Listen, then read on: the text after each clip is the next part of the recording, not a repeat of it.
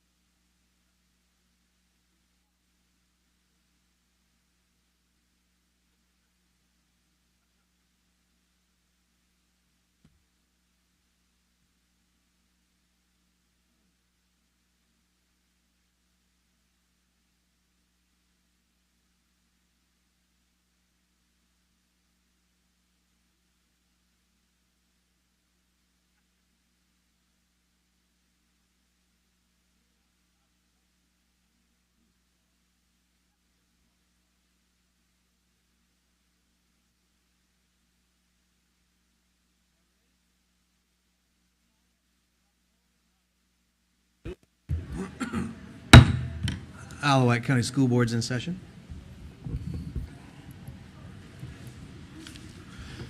Mr. Chair, I move that the closed meeting was conducted in conformity with the provisions of the Virginia Freedom of Information Act as required by Section 2.2-3712D of the Code of Virginia, and certify that only public business matters lawfully exempted from open meeting requirements were discussed, and only such public business matters as were identified in the motion by which the closed meeting was convened were heard, discussed, or considered. Second. Motion and a second. Any discussion?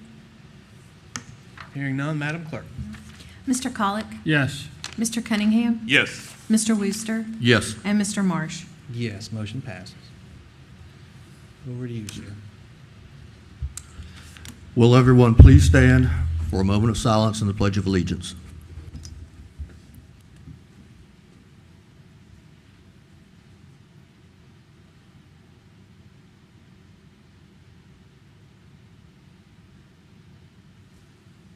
I pledge allegiance to the flag of the United States of America, to the republic which stands, one nation, under God, indivisible, with liberty and justice for all.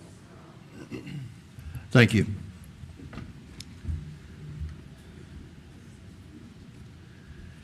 Good evening. Come on, good evening. All right, make sure everybody's awake. It is May 8th, and we are in Westside Elementary School for our regular monthly school board meeting. We'll kick it right over to the Isle of Wight Achievers. Mrs. Briggs.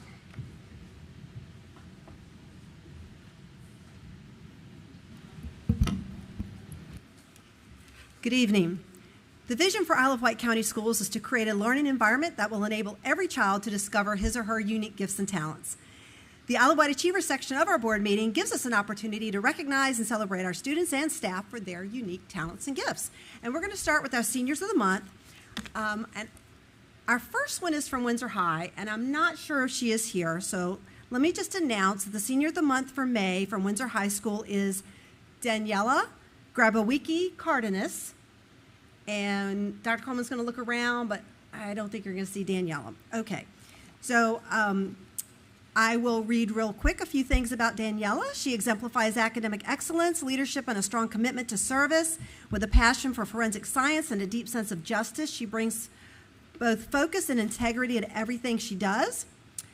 Quote, Daniela is a diligent worker who skillfully balances her academic pursuits, community service, and work responsibilities. Honest and dependable, she consistently follows through on every task, understanding with conviction the importance of education.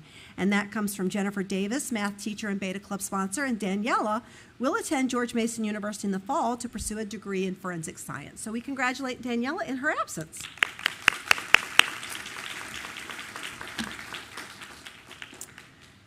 Our senior of the month for May from Smithville High School is Donnie DeBerry. So Donnie, if you'll come on up, Dr. Coleman has a plaque and a pin for you, and then you'll stand here in front of the table facing the board while I finish reading all these wonderful things about you. And then afterwards, for all of our achievers, you're going to follow the same pattern. We'll have you go to the backdrop after each group is recognized, and you can get your picture. So we're going to have you stand facing them. So let me tell you a few things about Donnie. Donnie is a highly involved student who has made a significant impact at Smithville High School and in his community. He's been an active member of both the football and basketball teams, and he also participates in several student organizations, including Beta, the Green Club, and the Interact Club. Beyond school, Donnie is deeply engaged in his church and regularly volunteers to support his community. Last summer, Donnie earned a prestigious opportunity to participate in the Bank of America Student Leaders Program, an 8-week internship held in Washington, D.C. During the program, he collaborated with students from across the country, worked alongside government officials, and engaged with leaders from Bank of America. Donnie's also a respected peer mentor at Smithville High School. As a member of Next Up, the school male's mentorship club, he consistently demonstrates outstanding leadership and integrity. His quiet and respectful demeanor positively influences those around him, and his ability to collaborate and lead contribute to the school's inclusive and encouraging atmosphere. Academically, Donnie stands out for his intellectual curiosity and passion for learning. His commitment to personal growth is especially evident in his approach to challenges. When faced with difficulty in advanced placement economics, Donnie didn't give up. He adjusted his study strategies, which led to success in both the course and on the AP exam. quote, Donnie is the quintessential model student because of his thirst for knowledge, his desire to learn, and his perseverance in the face of adversity. Rather than give up or quit on himself, Donnie pivoted by altering his methodology on how to best study and prepare for his advanced placement economics exams, leading to success in both the class and on the exam. As his former AP teacher, I am so proud of his growth and honored to say he is one of my favorite students. And that's from Stephen Kamek, AP Economics teacher. Donnie plans to attend the Massachusetts Maritime Academy, where he will play football and major in facility engineering. Awesome. Congratulations, Donnie. So we're going to have you go over to the backdrop. And if there are any family members here that want to get a picture, this is the perfect time to come up when we've got them over here for this photo. And you're welcome to hop in the photo as well. So I know Donnie brought some guests with him. I saw them come in. Here they come. Yep, some of them are coming up.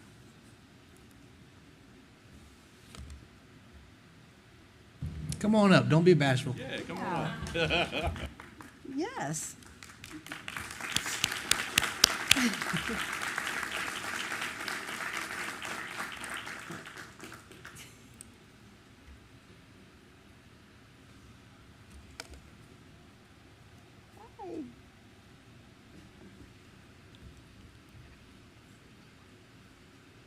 And we will be posting these on our Facebook page, so you'll get to see the beautiful picture online.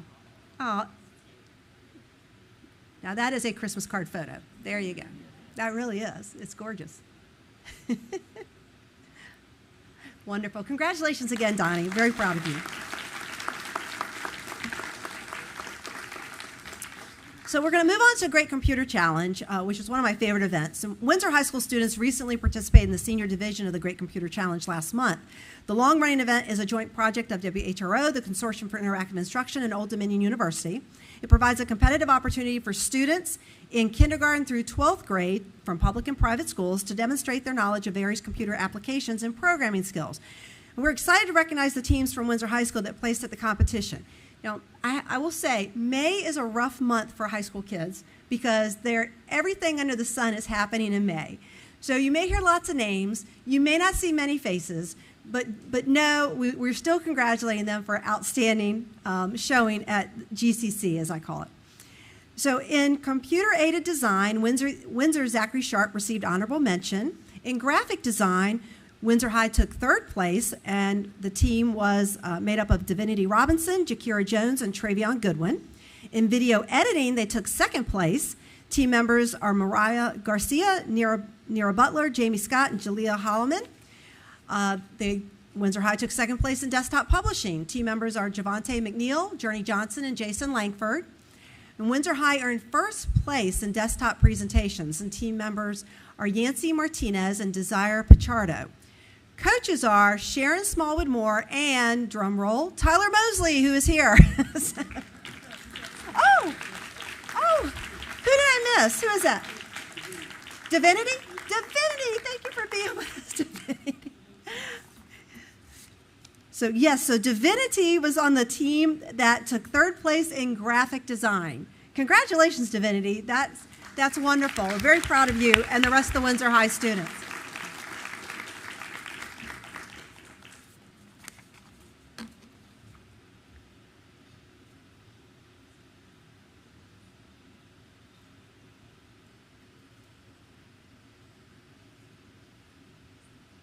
Very good.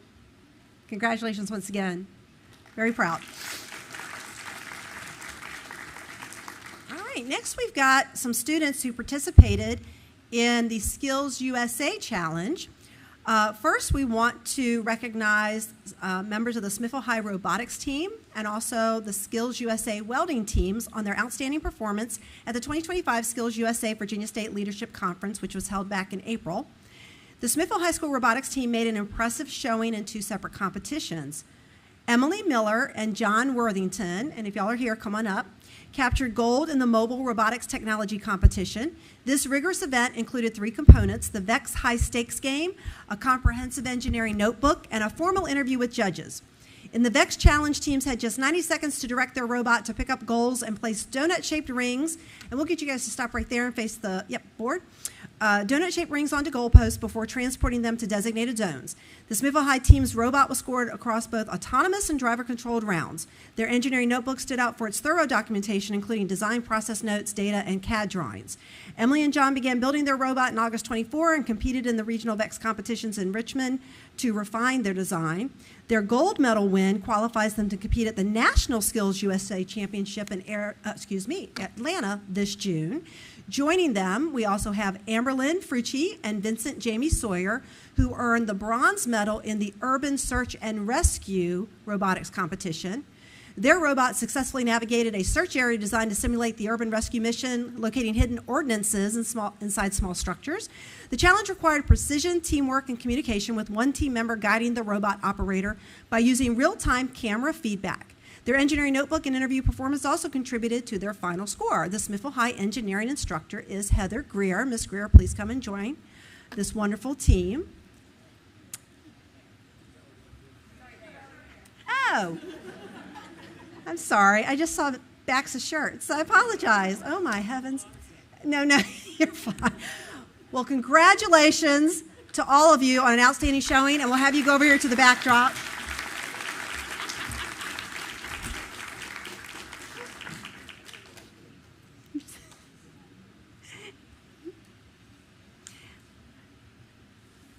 And I'm going to go on to the next group with welding. I'm not sure we have any of our welding participants here, but we certainly want to recognize them. So if you're here, come on up. Students in the IWCS welding program demonstrated strength and technical skill and teamwork in the Skills USA competition. Nathan McDonough from Smithville High, Gavin Howell from Smithville High, and Chris Barrett from Windsor High School competed in team fabrication, showcasing their ability to work with various metals, interpret blueprints, and construct complex welded projects from raw materials. James Ferguson from Smithville High competed in the individual welding event at Skills USA. The original fabrication team had previously earned second place in the individual welding category at the district level, and the welding program is led by instructor Paul Miller. And we want to congratulate all of those team members on how well they did. Good job.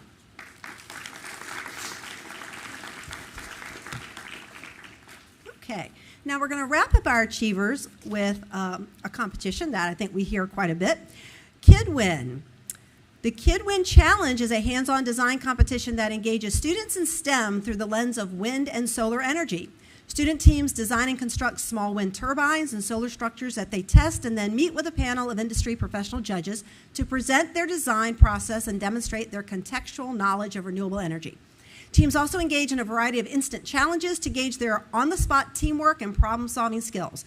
Smithville Middle had 6 teams placed in the Eastern Virginia Regional Challenge and participate in the state challenge held at James Madison University on April 2nd. So as I call your name from Smithville Middle and talk about you, please come up and get your pen and stay up here until we get all the Smithville Middle group in front. So 3 teams from Smithville Middle competed in the wind category. The Chill Guys placed 3rd at regionals. Team members include Het Purohit, Lucas Sister, and Luke Waycaster, and they were the only team in the state to get 100% on the knowledge quiz at regionals, so that's impressive. Also, we have the Airbenders, who placed 2nd at regionals and went to state competition. Team members are Madison Bogard, Amari Brown, Landon Gibbs, Harley Hubbard, and Easton Saunders. And the Breezy Bros placed 1st at regionals. Team members for that team include Kevin Breland, Bryson Regnet, Colin Stevenson, and Ben Stimson. In the solar category, Smithville Middle had 3 teams compete at the state level. The Mad Scientists team placed 3rd at regionals. Team members are Avery Barefoot, Sophia Hodges, and Sydney Shipe. The La Squadra team placed 2nd at regionals, and those team members are Britton Hoffman, Shane Lucas, Ryan Morton, and Blake Williford. And the Wind and Thunder team placed 1st at regionals. Team members include Kevin Richtberg, Austin Thomas, and Adam Ogoram, and they are coached by technology teacher at Smithville Middle, Danielle Joyner. So I don't think Ms. Joyner's up here yet. So Ms. Joyner, please, there we go. Very good. Yep. No, very good. So we want to congratulate, what an outstanding showing to have 6 teams make it to states from Smithville Middle School. Great job, everybody. Great job, Ms. Joyner, and we look forward to seeing great things from you guys next year with KidWin. So congratulations, and let's go get a picture.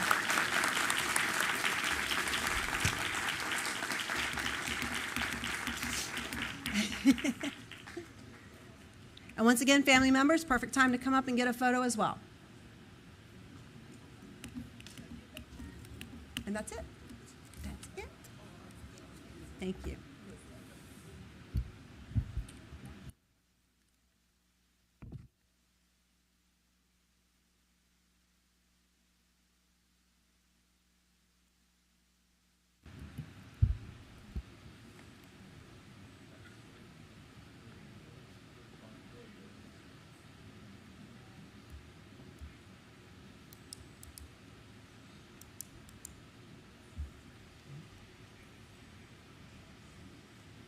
All right, wait a minute, let's make sure. Wait. We're going to make sure every parent got a picture. Are we good? All right, they have permission to go. Great job. And with that, that's going to conclude Achievers for tonight. I want to congratulate once again all of the students and staff that were honored and thank their family members and friends for coming out to support them. Thanks, Ms. Brigg, and congratulations to all.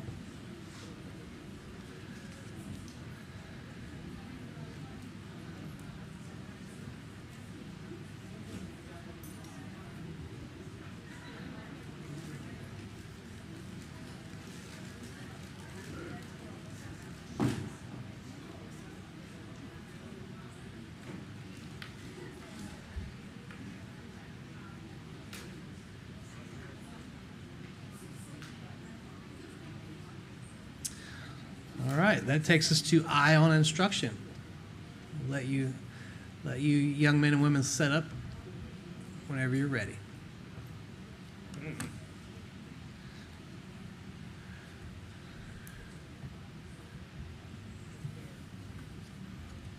Miss Warren, do we want to let them get the wiggles out?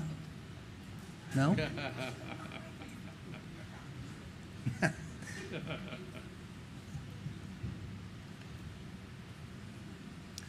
The floor is yours.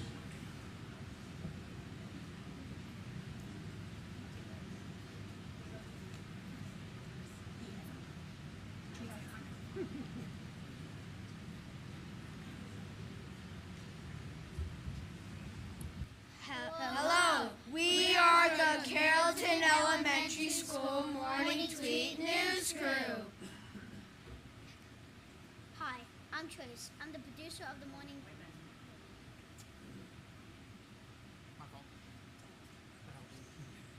Hi, I'm Trace. I'm the producer of the morning tweet. In the beginning of the year, we offered up a job application for the job we wanted for the morning tweet. We interviewed in addition for the job. As a producer, I direct the crew and use technology such as Google Slides and the one for searching views on the broadcast so that people see on the broadcast. I also give feedback and suggestions to my team during the recordings. Hi, I'm Henry. I am the cameraman for the morning tweet. As the cameraman, I work behind the scenes with the producer to make sure that the morning tweet is interesting for our viewers. I ensure the camera is properly set up as well as the teleprompter to make sure that the morning tweet is interesting for our school community watching. Hi, I'm Travis. I'm an anchor for the morning tweet. Every Monday, the news crew meets during lunch to talk about what is happening for the week at our school. As anchors, we work on the best ways to communicate the news.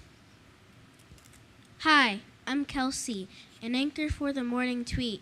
As a part of our Monday meetings, we watch videos of local news anchors and mimic their tone as well as how they sit, stand, and use their voices to deliver the news.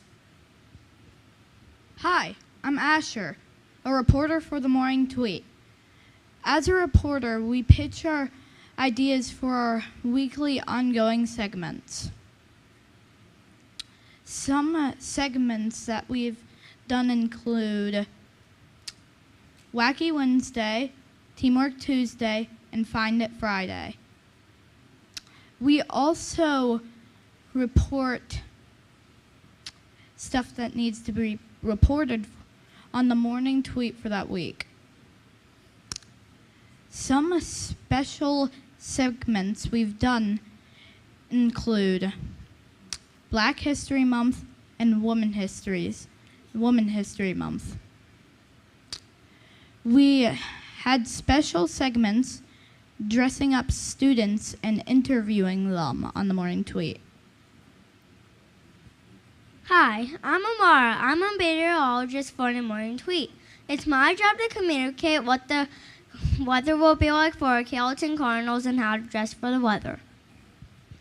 Hi, I'm Macklin, an anchor for the Morning Tweet. We would like to thank you for your time. Do you have any questions?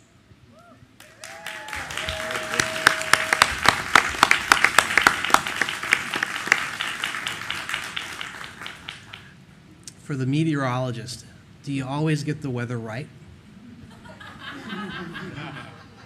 So there's like a teleprompter we read, and it tells us like the weather and like what to say. Got it. So why? It's a good answer. I'll let anybody answer. Why do you want to be a part of the Morning Tweets? I want to be a part of the Morning Tweet because I want everybody to see me and I want them to have a good time. Got it. I can appreciate that. Anybody else?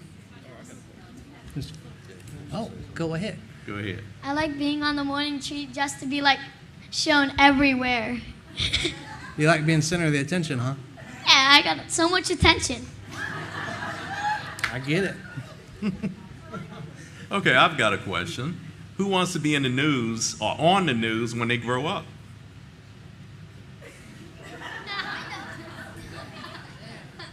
Okay. No one apparently. That's good. Okay. Does anybody do sports? Oh, everybody. All right, great. Everybody loves sports. Okay, great. Thank you.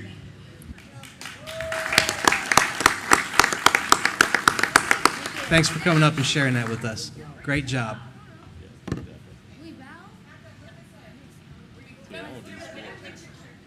Yeah, they got to get the picture. Yeah.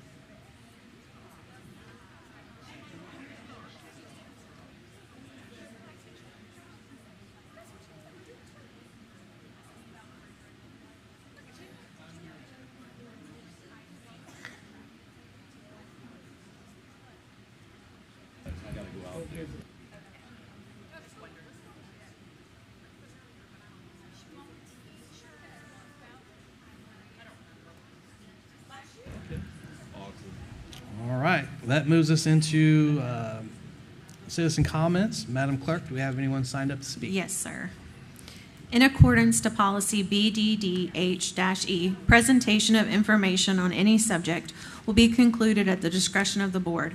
No person will be recognized to speak more than once. Citizens scheduled on the agenda to speak will be permitted 4 minutes maximum time for their presentation. Delegations will be requested to limit their speakers to 2. Persons speaking are asked to be specific. State the issues for the board's consideration and attach a copy of your prepared remarks. If you have prepared remarks, they should be given to the board clerk. Please do not approach the board members. Any matter relating to specific students will be heard by the school board only in a closed meeting.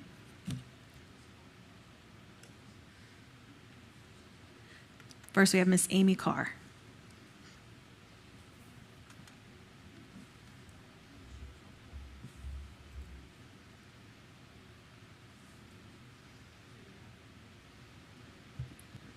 Okay. Do I press anything?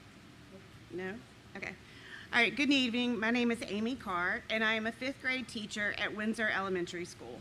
In 2016, I joined Wight County Schools after spending the first 15 years of my career in a neighboring school district. I chose to come to Wight for 2 reasons. I wanted my daughters to have the opportunities of Wight Schools, the opportunities Wight Schools had to offer, and at the time, the pay was better. In the 9 years that I've been here, the education of Wight County Schools has remained top-notch, but the pay for its teachers, not so much. When my daughter graduates from Windsor High in 2 years, I have some serious decisions to make. Will I stay with Wight County Schools where I drive further and get paid less? Or will I try to return to the neighboring school district I came from in order to be closer to home and make thousands of dollars more? In the economy that we're living in today, I'd be foolish not to seek better pay. I am a dedicated teacher that cares for my students, communicates well with their parents, and is always looking for ways to better my craft. I get along well with my colleagues and create a sense of community within my classroom. I am not a cocky person, but I do know my worth. You shouldn't want to lose me or other teachers just like me to neighboring school districts who are paying so much more. High turnover rate for teachers is a significant issue in the education system all over the United States. It negatively impacts the students as well as the staff that's left behind. Here's an example. Just this year, a 5th grade teacher at Windsor resigned before Thanksgiving break due to the demands of the job. Instead of hiring a replacement, the remaining 5th grade teachers were required to split the students from this class. This increased my class size from 21 5th graders to 27. The increased class size increased my workload, which therefore increased my stress level considerably. Your teachers in Wight County deserve to make a salary that will help support their families. Currently, many of your teachers are not only feeling the stress that the job causes, but we're also feeling financial stress. We are wondering how we can pay the bills, the monthly ones and the unexpected ones. Financial stress leads to anxiety, depression, and other mental health issues. It is real, and we are feeling it. Stress inevitably leads to negative job performance and teacher burnout. So, why should you pay the teachers of Wight County more? Why should this be your #1 priority? It's quite simple, actually. We, the teachers, play a vital and crucial role in preparing the students of Wight County to be college and career ready. We lay the groundwork for their success now and in the future. 1 minute. Not only are we educating our students in academics, we are helping them build character, values, and social skills. Our job requires extensive training, long hours outside of the school day, and the ability to navigate emotional situations that require a significant amount of patience and flexibility. Increasing teacher salaries for Wight County will attract dedicated teachers, whether they be fresh from college or veteran teachers like myself with decades of experience. Higher pay is crucial for teacher retention, improving student performance, and closing educational gaps. So my question is, will you make teacher pay raises a #1 priority in Wight County? Are you going to put your teachers first and show them that you support them and the job they are doing? It is my hope and prayer that your answer is yes. Thank you.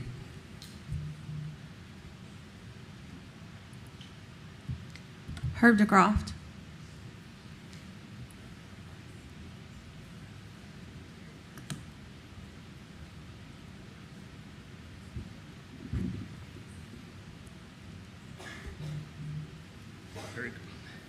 Mr. Chairman, board members, Dr. Kramer, Herb DeGroff, District Number 5.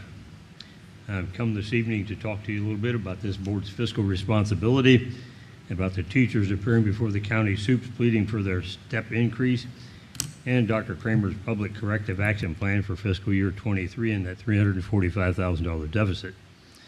At the present time, this operating budget and capital projects could cost taxpayers $9 million through a real estate increase of 5 cents per hundred, and that's pretty absurd. This board has a fiscal responsibility as one of their primary responsibilities to county taxpayers, your constituents, who put you in your seats.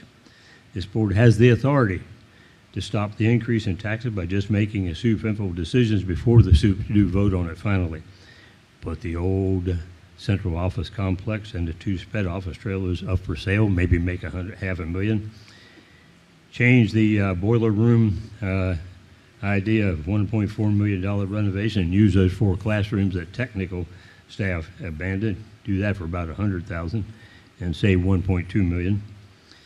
Approve the $775,000 as Mr. Cunningham suggested for renovating the bus garage instead of spending $7.5 million over the next 2 fiscal years to build a new garage. Vote to guarantee a maximum cost for the Carrollton Elementary HVA system replacement at $6 million, since the accepted low bid was $5.7 million, instead of using the entire $7.5 million loan and save $1.5 million. Dr. Kramer spent funds from 2 Virginia school construction grants that totaled $4.7 million to build that Taj Mahal central office at the old Hardy site with 6 private bathrooms for himself and his highly compensated cabinet that cost thousands more for each one. As Dr. Coleman informed the IWCS board during the 12 December 24 board meeting, he believed the cost of the project should be no more than $1.4 million. Well, please ask Dr. Kramer publicly how much is left from those 2 construction grants.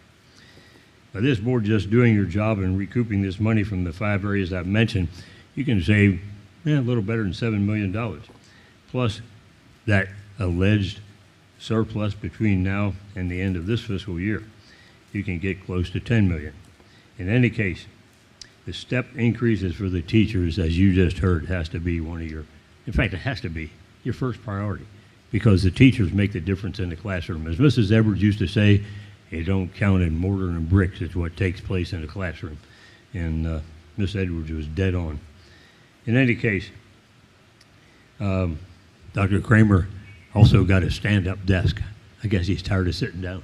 And some new rugs. Gee, I got some spare rugs at home I'd have been glad to give him. In any case, I attended the supervisor's public hearing, and I was astounded at the number of teachers that showed up to get on the Board of Supervisors about their step increase. That's y'all's job. He has a responsibility to help maintain an adequate and effective teaching staff and recommend to you that we do those step increases. And that has to be the priority for the benefit of the children we're educating in this county. In any case, I'm asking that you all answer these questions about financial transparency, and since it's what you all advocate, hold a special called board meeting and review these things. See if you can recoup some of that $7 million, because the taxpayers in this county that are your constituents are going to have to pony up. But do look out for all these teachers and a step increase. And have a happy Mother's Day, y'all. By the way, I sent this to you in an email, so I won't give anybody a copy. Thank you very much. Sorry, go ahead. Caitlin Britt.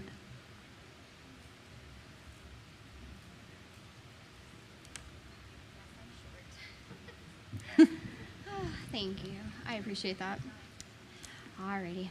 Good evening. My name is Caitlin Britt, and I am here to speak on funding the step increase for teachers. I am a reading interventionist and a parent at Windsor Elementary School.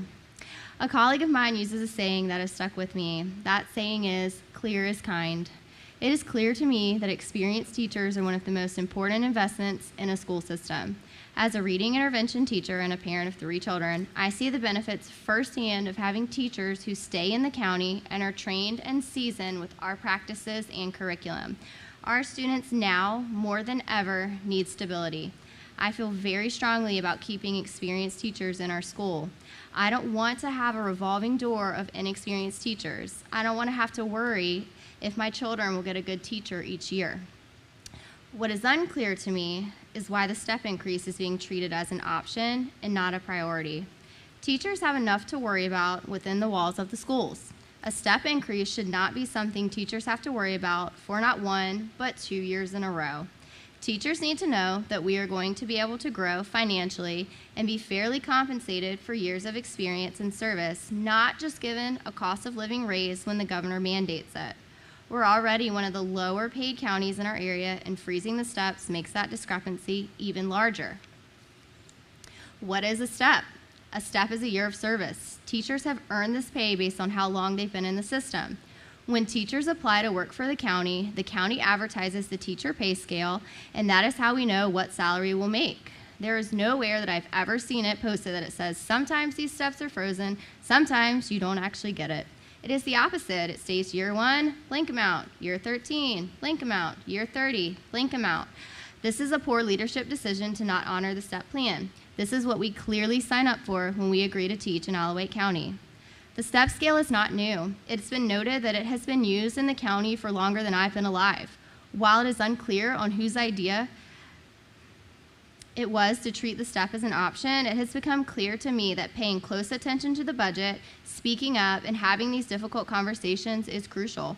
At first, it seems as if the money wasn't there, but now it looks as though money could be moved around to make this happen. I'm asking the board to clearly make the teachers a priority. I am asking to clearly define the step increase as a need and not a want moving forward. I want to keep our teachers. Thank you. Thanks. Elizabeth Everett.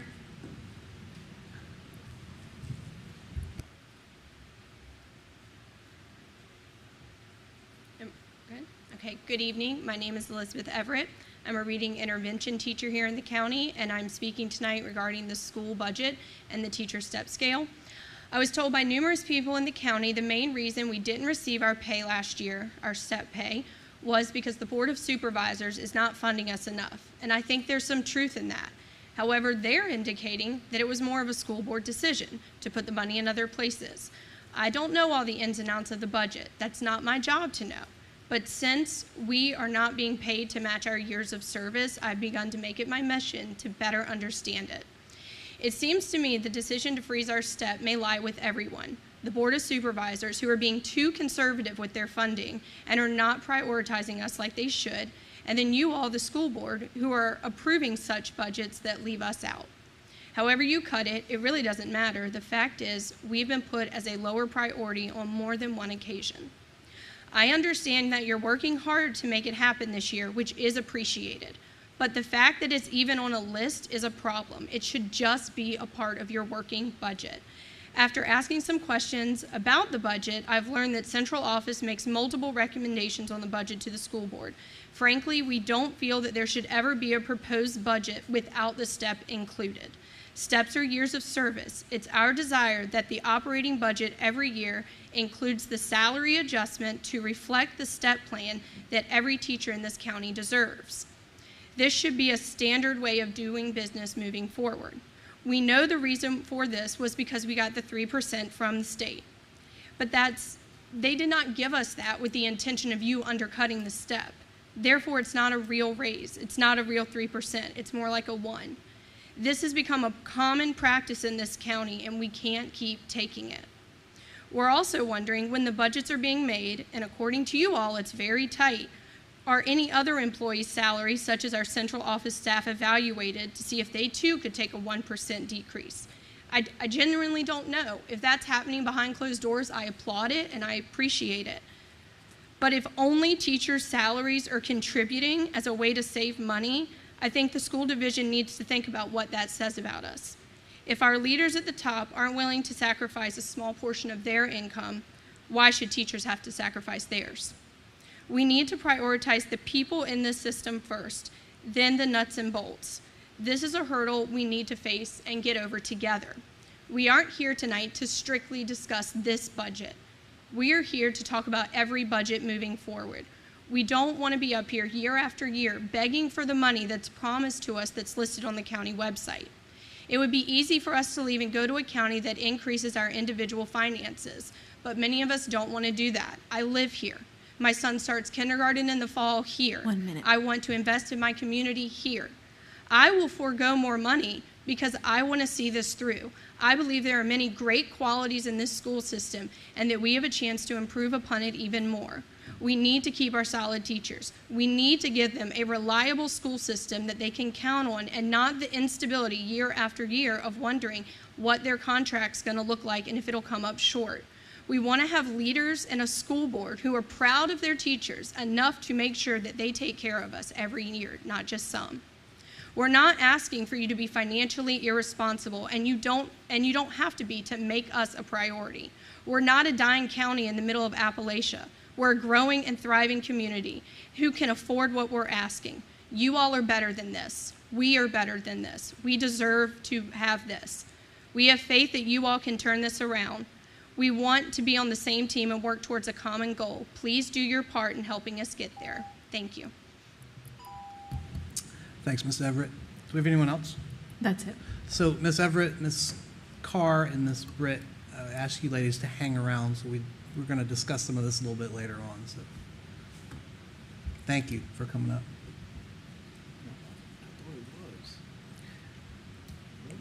And it is. And just for clarification, teachers' pay and the step increase was our #1 priority. It was. We'll clarify some of this a little bit later on.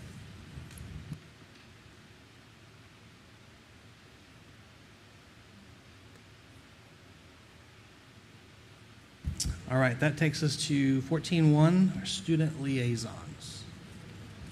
Cameron? So last month on April 26th, our debate team went to states we've gone just about every year. We placed 3rd overall, the team in Smithfield, and we had individual placings, 5 different individuals, 3 different groups. The metal detectors are the second thing I was going to talk about. They're going well. People are adjusting, and the times for getting in are cutting down with each day, and people are really getting used to this new system. In addition to that is Teacher Appreciation Week, and throughout the week our SCA has provided different lunches for the teachers, and it's been going over smoothly. And this week and the week after our AP season, students are taking their AP exams, and so far it's been going well. So that's all I have to report for this month. Thanks, Cameron. Connor? Good evening. So right now Windsor's just cruising along. As Cameron mentioned, this week is Teacher Appreciation Week. So our teachers have gotten lunch every day, and actually today the beta sponsored a teacher car wash. So they could pick a time, come in, and we would wash their car. I stayed out there all day. It was hot, but it was worth it because the teachers were very, very appreciated. Last Friday, we had our senior class trip. We went to King's Dominion. Everybody had fun. We rode, and then when we were done riding, we rode some more. So it was a great time. And then lastly, the track is getting worked on. They removed the old pavement and replaced the new pavement. Now we're just waiting on the tricky part, which is finding the right weather and conditions to lay down the actual track itself. But that's all I've got. Thank you. How's it look? It looks fabulous. It looks great. Looks great. I put eyes on Smithfield's track too. It's looking good as well. All right. Appreciate you. No negative reports? No negative reports. I thought about that leaving my house. I always think about it. I'm like, what am I going to talk about? And I was thinking, I was like, I don't have anything negative. So that's a win. So thank you. That's a win. Thank you. Dr. Coleman.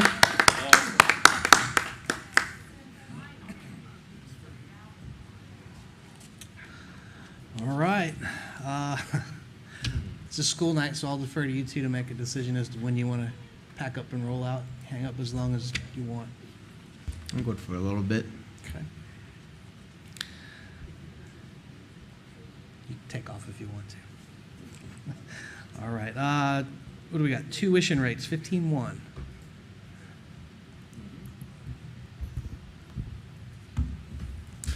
Mr. Chair, I move to approve the tuition rates of $6,000 per student for all students attending all of Wight County Schools who do not live within the county in accordance with the provisions of Section 22.1-5 of the Code of Virginia. And I second it. All right. Any comments or discussion? Just a couple questions. You know, when it comes to money, you know, we know money's tight, so I'm always going to have a couple questions on that. Is this the same rate that we have this current year? No, sir. It was Okay, this is the one we voted on earlier in the year? Yes, the current school year is 5,750. Okay, okay. And my next question is, how much, if you can figure it out on the fly, I'm sorry, does the county contribute per student approximately? What I want to get at is, you know, we get so much money from the state. Yes. And I want to make sure the county's not footing the bill for people who don't live in the county or who don't work here. Well, we looked at that for the fiscal year 26 upcoming budget, and based on the county contribution and the funded ADM, which is low, Right. it would be substantially higher. The tuition would be like $6,900. Okay, so the county is paying about $900 per student who comes in from out of town. I think that's, you know, in my mind, that's kind of steep. We do get ADM for them. Right, no, I Yeah, understand yeah. that, I understand that. Mhm. But that's, after the ADM and everything, it's still, you know. Yes, so this ADM that I used for the calculation is based on what we based our budget on. So it could be low. Okay, so what I'm trying to get at is, and I thought I asked the question correctly, is how much, you know, how much money is the county paying for each one of the students? You're correct. Yeah. Okay. You were correct. Okay, so we're paying roughly, county's paying roughly $900 per student. Yes, we did talk about phasing it in to get it back up there, you Mhm. know, but to do one in 1 year is just a very big jump. It is, I would agree with that. But also asking the taxpayers to, you know, to make up the difference, I think is unfair. It's, you know, especially right now when the supervisor considering a tax increase. So, How many students is it? 10? Yeah, it's no more than, you know, 10 to 15 students. okay.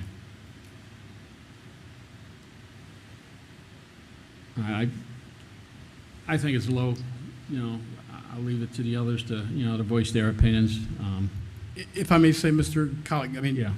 I think it's important to note that this has been the case. So we're asking to increase this, and I think Mr. Very made a really Yeah. important point, and that is, it's the board's decision ultimately, but to do that in 1 year might be a tad bit steep, Sure. but I think that's why we're requesting to have the increase. Right. And you said it's increasing from current year to this $300? 250. $250. Mm-hmm. Okay. I think last year we increased it as well, and I was thinking we increased it by about 5 last year. Yes, Is that right? school year 24, it was 5216. So it went up to 5750. Yeah, I would ask that we do it again and you know, increase it from the current year rates by $500,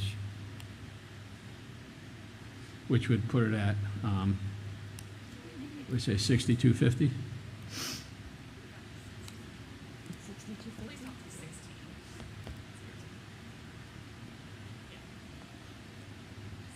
$62.50? Yeah, is that that's- is that what it would be, adding $500 to the current rate? Yes, sir. Yeah.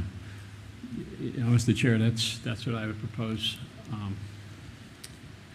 I think I would support that.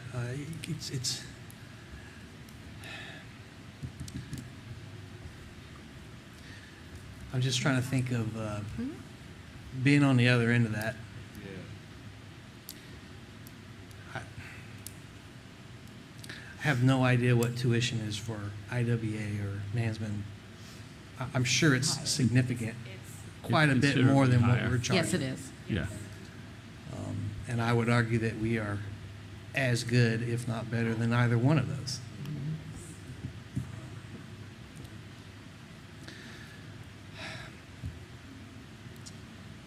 Well, yeah, I mean, I would support that. What do you guys think?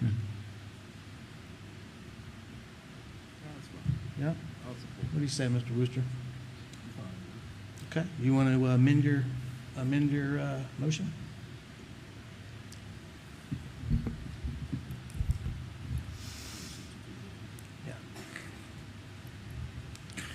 Mr. Chair, I would like to amend my previous motion. Now I move to approve the tuition rate of $6,250 per student for all students attending all of Wight County Schools who do not live within the county in accordance with the provisions of Section 22.1-5 of the Code of Virginia. Second. A motion and a second. Any other discussions? No. Madam Clerk? Mr. Colick? Yes. Mr. Cunningham? Yes. Mr. Wooster? Yes. And Mr. Marsh? Yes, motion passes.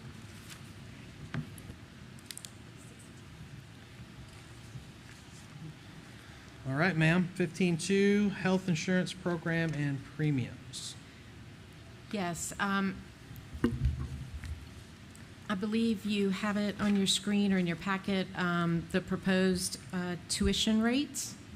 They reflect a 22% increase in the actual premium, of which we continue to propose that the school board pick up all of the increase and that all of the employees' portion remains the same. And Mrs. DeVere, just for clarification, when we initiated our budget conversations back in January, our initial budget was proposed based off estimates. And when we adopted the budget, we didn't know definitively what these rates were going to be. So these are relatively new based off your work with the consultant. Yes, we received our insurance renewal a week or two ago. Right. Right, so that was after what the school board had adopted. Right. This is a little time sensitive. Our open enrollment is to begin next week. The consultant is waiting to hear from me this evening so that they can get the information to the printers so we can proceed with open enrollment. Understood. Mr. Collins, do you want to speak about this? Actually, I do. Again, we're fighting for every penny we can get. And it's my position for the last 4 years, since I've been on board, I think this is the fourth one I'm doing, we continue to absorb that, from the school boards, and our employees don't have anything added, to their portion. So it raises the amount, the percentage that the school board is funding. We have one plan that we're funding at 95%. This the Anthem Health Keepers HSA 2000, the employee only. So we're funding that at 95%. And then for the other three, for the employee and spouse, employee and children and family, we're funding each of those at about 80%. Okay. And the next line, it does go down. The Anthem Health Keepers, we're funding that anywhere from 71 to 83%. Anthem Key Care HSA 2000, anywhere from 79 to 93%. And the Anthem Key Care PPO 500, and that in my mind is relatively good, relatively where we should be. We're finding that anywhere from 67 to 78%.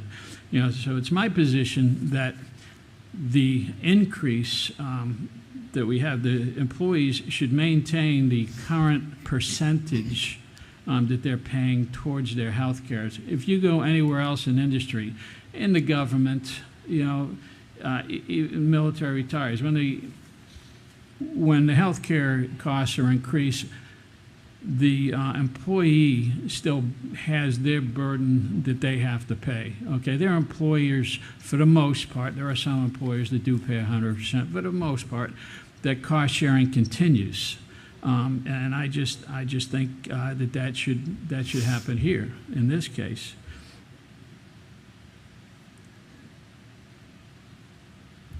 Do you yield, sir? Yes.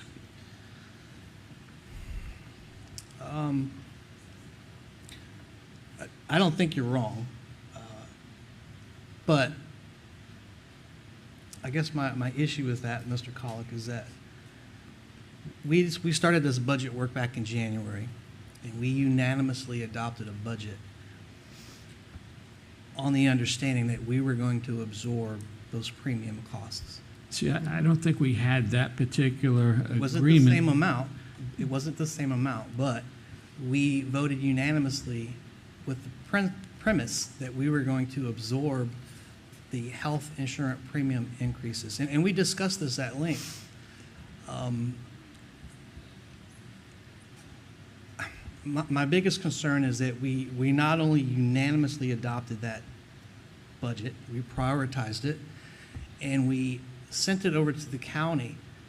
And I've personally been involved with, I've lost track of the number of meetings and hours that I've worked closely with the county supervisors to figure out a way to make this happen, to focus on the salary increases and the step increases, and we've discussed surpluses and unexpected revenues that are coming in for FY26. We've discussed this ad nauseum, and the Board of Supervisors are literally right now working on their budget.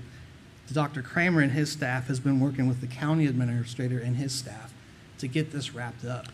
So I think to go back and change the premise is counterproductive. I don't think we're changing the premise. I had these exact same questions at a couple different meetings, and Ms. DeVary told me she didn't have that information and she couldn't answer them questions until she had it. Tonight is the first time that she's got the information for the board. I do not debate that, but Okay. when we adopted the budget, we knew that these were, and I've got it written down with notes, these were tentative projections. So in other words, we said pass it and we'll see what's in it later? I'll show you the note. Quite literally, and we could roll the tape, pending final numbers for FY26. When we were given this a couple months ago, we knew that these were projections. So just last week, she finally got the final projections from the consultants that do this. I am not arguing that at all. I was there, but we didn't come to a conclusion on the insurance until we had the final numbers. You're right. But what we did do... And tonight is when we have the final numbers. But what we did do is we unanimously agreed, because this directly correlates with salary, right? So one could argue that increasing premiums and increasing salary really negates the other out. No, not necessarily. It will for some, but it won't for all, and we're never going to make everyone happy. My point is we also unanimously agreed to perform a compensation study. And that compensation study, and that was tied into this very discussion, was that we could look across the board of employees and see how we were compensating the different categories of employees, whether it be nurses, IAs, or teachers, administrators, across the gamut, so that rather than kind of guessing and comparing to what other divisions were doing, we could look at this moving forward with make some factual and informed decisions. So I'm not saying you're wrong, right? But I think to change what we're doing now, given this stage in the game, is counterproductive. And I would strongly recommend that we adopt Yeah, what's being presented tonight, and then we move forward and look at it again closely. And I'll add this, I'm going to add this. In the discussions, and Dr. Kramer and Mrs. DeVere, you can contest to this. We discussed it during joint session with the county, and I've discussed it offline on numerous occasions. There's absolutely a desire at the county to look at our self-funded healthcare program and find alternative options to ensure that the health insurance that Wight County Schools, the coverage that our school employees have, aligns with or gets closer in alignment with what the county employees have. And I also understand that the percentage per employee that the county pays per employee exceeds the percentage per employee that Wight County Schools pays on behalf of the employees. So if I'm making any sense at all, if we were to increase premium rates on the employees today, that delta between what we do for our employees as compared to what the county does for county employees, it increases even more. In other words, the county's doing more by each employee than we are now. So if we raise these premiums, it's going in the wrong direction. Does that make sense? Not sure I exactly understand. I agree with everything you said, except that we finished this. Because Can you help me explain that, Ms. DeVere? In my mind, we didn't finish this. Could you help me articulate that a little better about how we pay per employee as compared to the county? The average cost, so if you look at the total employer costs, and then divide that by the total number of participants or total number of employees, you get an average cost per employee. Sure, I understand that. So what the county is paying is higher than what we are paying per employee.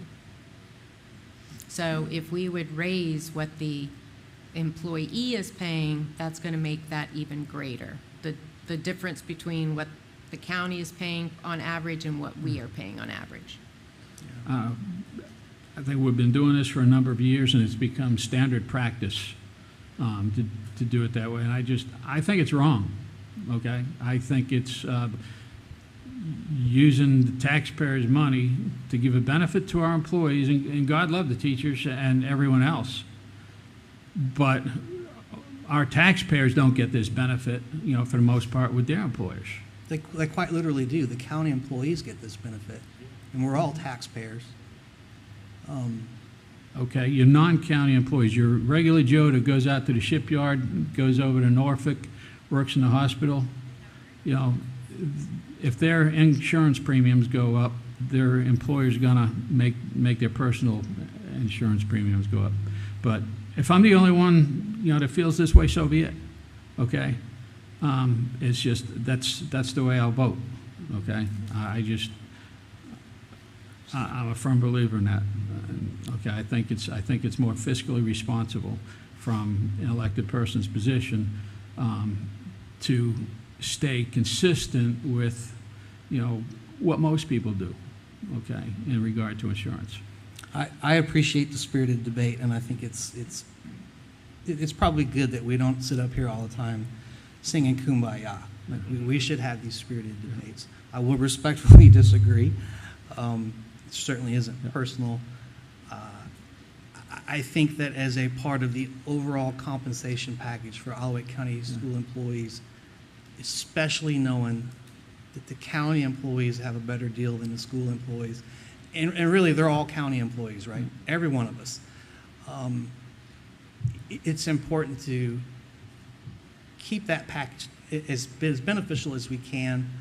And I would applaud Supervisor Roundtree and DeStefano. Like those two have, I don't know the word, they're all in, especially given Supervisor Roundtree's background in healthcare. They are all in and sitting down with us as soon as this budget's passed and looking at options and exploring options and figuring out a way to reduce premiums and have a better overall healthcare program for the schools that aligns better with what they're doing at the county level.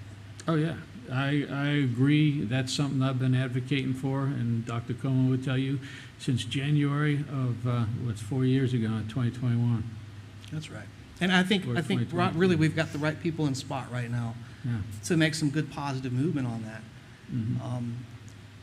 I don't want to speak for Mrs. Roundtree, but she told me, and I think I could say it in good faith, that it's one of her top priorities as soon as the budget's done, is to sit down with county and school and figure out how to do better for the health care. Absolutely. And I want to get on board and work hard to make that happen. Mr. Chair, if I may. Yes, sir. Thank you both for making really valid points. And to your point, Chair Marsh, we will be having a very extensive and robust conversation regarding health care as we enter the next budget cycle. I think my concern, Board Member Colick, and again, I think you make very valid points, is the timing of this. This is time sensitive. Mr. Vera and I had that discussion earlier. She stated she's going to be communicating with our provider this evening.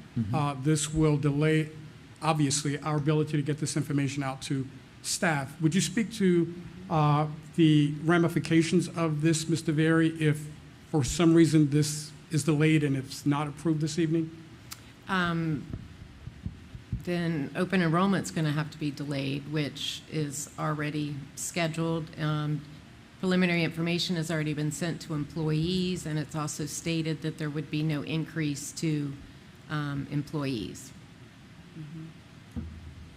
Because we talked about that early on. I think that's part of the case I'm trying to plead, Mr. Colick, is we've already publicly discussed that we weren't going to raise health premium increases. We were going to take that on board as a school. And to go backwards on that now, I think is... Mr. Chair, may I add just a little piece of ma'am. information? Ms. Sullivan isn't able to be here tonight, but this past week, she offered 10 positions to teachers. 8 declined due to salary and benefits. 8 declined. We have a number of positions that we need to fill, and I greatly worry that if we were to change this, that's only going to hurt our benefits package, therefore the salary. We're struggling as it is to get teachers right now. That's the reality. I just wanted you to know that. Thank you. Mr. Chair, I just have a couple of questions for Mr. Very. Yes, sir. And I know we've spoken about this before, but I'm sitting here, I'm looking at the various health care premiums, monthly contribution from the employer, and the employee monthly contribution. And I'm looking at multiple figures. I'm going to go out on a limb and say the average person probably going to, well, you tell me, which one is more prevalent? The employee only, employee plus spouse, employee plus children, or the family plan? I would say the employee only is the most. Okay. Because I'm looking at this, and if you look at the family plan, then you're looking at the employee monthly contribution of $467 for Anthem Health Keepers, the HSA. But if you drop down to Anthem Key Care, you're looking at $2,121 per month. Looking at different types of insurance, are we looking in the future, are we looking at different healthcare providers to improve on these monthly contributions and give a better coverage option? Absolutely. You know, we want to explore all of our options, and with one of the, of course, cost is always a determining factor, but we want to improve the level of benefits that the employee receives. For instance, on this first one that you mentioned with the HSA 2000, you know, an employee has to meet a $2,000 deductible first. The other ones have a $500 deductible. So not only are they paying higher per month, they also have to meet a deductible until certain, you know, insurance coverages kick in. So that's where what I mean by saying we want to improve the benefits that they get. lower deductibles and co-pays when they have to go to the doctor's office. You know, we'll look at the pricing of the tiered pricing with all the pharmaceuticals with the medication. You know, how much do you pay out of pocket if you have to go to the emergency room or hospital stay? You know, all of those types of benefits. That's what we really need to look at improving as well. Right. And I may be doing apples to oranges comparison here, but with me, for example, being a federal employee, I have the Blue Cross Blue Shield federal employee program. I'm nowhere near to these premiums, and I've got employee and family. So that's Yes. another thing I'm looking at. Also, when looking at Board of Supervisors or county employees, are they utilizing the same healthcare providers that we have listed here? I believe the program they're using is called the Local Choice, which is a pooled health insurance program that's offered within the state. So it's a whole bunch of other local governments, school districts, where they all pool together to provide health insurance, but it is still through Anthem. So it's the same provider. How about the premiums? I don't know off the top of my head on their premiums, Okay. but I know the benefits are better. Personally, looking at this, I seriously think we should be looking at various healthcare providers and looking at different options, because this, to me, is atrocious. Agreed. I mean, when we look at this too, we need to look at all the options, meaning we may very well stay self-insured, but go with a different provider. Or we may look at a pooled, you know, like the Local Choice program. That's where we have to look at all of the options available, not just think we're staying self-insured or we're going, you know, another way too. We got to look at all of them to see what's best for both of us, the employer and the employee. There's also something that's not captured on this chart, and that's retirement, right? And I bet Mrs. DeVere can speak to this better than I can, but if a county employee retires, they have options for health care afterwards. I'm not familiar with what they do, but here you, if you retire before the age 65, you can stay on our health insurance up until that age, but you pay, you know, 100% of the cost. Right. So it's 65. Not good. Yeah. And how many teachers teach till the age of 65? Not very many, right? I mean, insurance keeps them there. Right, sure. The ERIP is a blessing, the Extended Retirement Incentive Program. I think that's a blessing for those that opt to do that. But that's, if I was retiring as a teacher, that would certainly be something I'd be considering.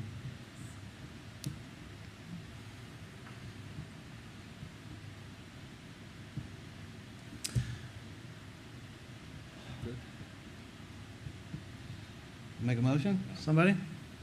Or we want to talk about it some more?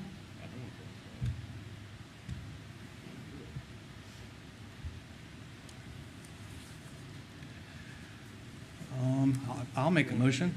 Yeah. I move to approve the 2025-2026 health insurance program rates as presented. Second. Motion and second. Any other comments? Can we have a gentleman's agreement, and we'll fill Mrs. Perkins in when she gets back with us, that this will be a top priority moving forward, depending on the outcome of the vote here. We'll, either way, we're going to sit down and work hard with the county and look at some better options for the employees. We have to. We do. We have to. So, let's take a vote. Mr. Colick? No. Mr. Cunningham? Yes. Mr. Wooster? Yes. And Mr. Marsh? Yes, motion passes. Seems like a perfect transition into the monthly financial reports. Yes. I was very appreciative of having all of my items right here in a row. That's very nice. Not much to point out on the financial reports, especially with regard to the general fund. You'll see it's all positive. Year to date, we have $5 million additional in revenue than we do in expenditures. However, the spending plan compared, looking at your budget, expended year to date and comparing it to last year, we're right at around the same, about 81.1%. I will bring up the health insurance fund. As you can see, claims are still 34% ahead of where they were this time last year. And unfortunately, I am seeing, because we just have 2 months left, but I am projecting that we'll have a shortfall in the health insurance fund, meaning our expenditures are going to exceed the revenues, and I'm thinking it's going to be in the neighborhood of $750,000–$60,000. Now, if you'll recall, we do have reserves within our health insurance fund of about $1.3 million. So we will be, dipping into that fund reserve in order to cover this projected shortfall. So, Mr. Very well, there's a lot of people watching, right? We've talked about all this stuff before, but I think just for the sake of transparency, and some folks haven't been watching this from the onset. So, the health care fund for Wight County Schools, and these are my words. You can use a proper verbiage if you want. Legally, that's the only contingency fund we're allowed to have. Reserves. Reserves, right? I call it contingency. You call it reserves. Yes. The schools are not allowed to carry a reserves fund. Correct. Our appropriating agency, the county, they are fortunate enough to carry they call it the rainy day fund. So yes. Bottom line, we don't have that. For the health care, the recommendation, as I recall, is 3 months worth of claims. Yes. And what does that dollar amount, based off our current claims, what is 3 months worth of claims? It's probably close to $2.5 million, but we've been trying to get it at 2.2. Right. Because we weren't, we had 1.3 at the end of last year, so we weren't quite there even going into this year. Right. So for those folks that are watching and looking intently at the financial summary, if you look at the health insurance fund, you'll see that we have a current balance of 1.2 million plus yes. or minus. Yes. And we're supposed to be maintaining 2.2. 2.2. So we're about $1 million short of what's recommended. And why are we recommended to have that much of a reserve fund? For extending circumstances when you have, your claims go up even higher. So God forbid an employee goes out, gets hurt, and it's a $500,000 medical claim? We do have a stop loss policy, and that is limited to $125,000 per employee per covered event. Okay. So they can't, the stop loss provision or stop loss insurance kicks in if you were to have a situation like that, anything above 125. And we are expecting, and I've already taken that into account, we're expecting about $70,000 back from our stop loss insurance. Good.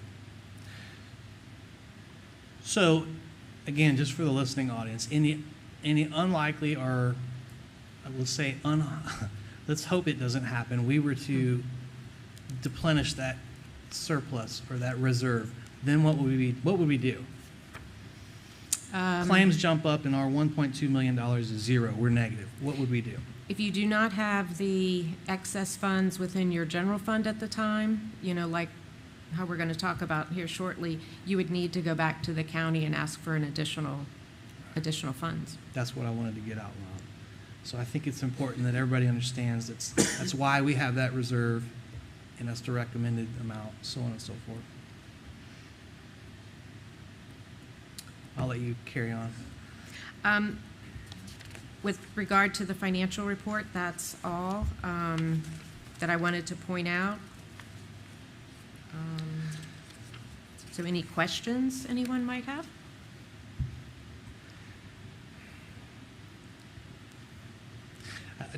I would like to just carry on this dialogue here, again, because people are watching. And we've got 3 of our teachers sitting over there watching intently. Let's talk about this projected surplus a little bit, if we could. Okay, for fiscal year 25. Yes, and I want to be clear to everybody watching and listening that we're talking only about the current fiscal year 25, which ends June 30th. So we're not talking about next year. It's from now until June 30th. I believe we have, so it can go up on. Perfect. Perfect. So if you would entertain my rambling for a bit. Again, we do not have a reserve fund. We don't have that luxury. Correct. So the schools are tasked with budgeting 12 months out, and we do that without knowing indefinitely how much revenue we're going to have, and without knowing indefinitely how much revenue we're going to expend in a 12-month period. For the listening audience, that's a huge undertaking. It requires a lot of work, a lot of monitoring, and it never stops. And the longer I sit up here and dig into these numbers, the more I learn and appreciate what an undertaking that is. The county does it on the same scale, but they do have a cushion, and that's not throwing shade to it. It just is what it is. Mm-hmm. But they too, just like us, they budget the same way. They budget for revenues in. At the end of the year, in a perfect world, it zeroes out.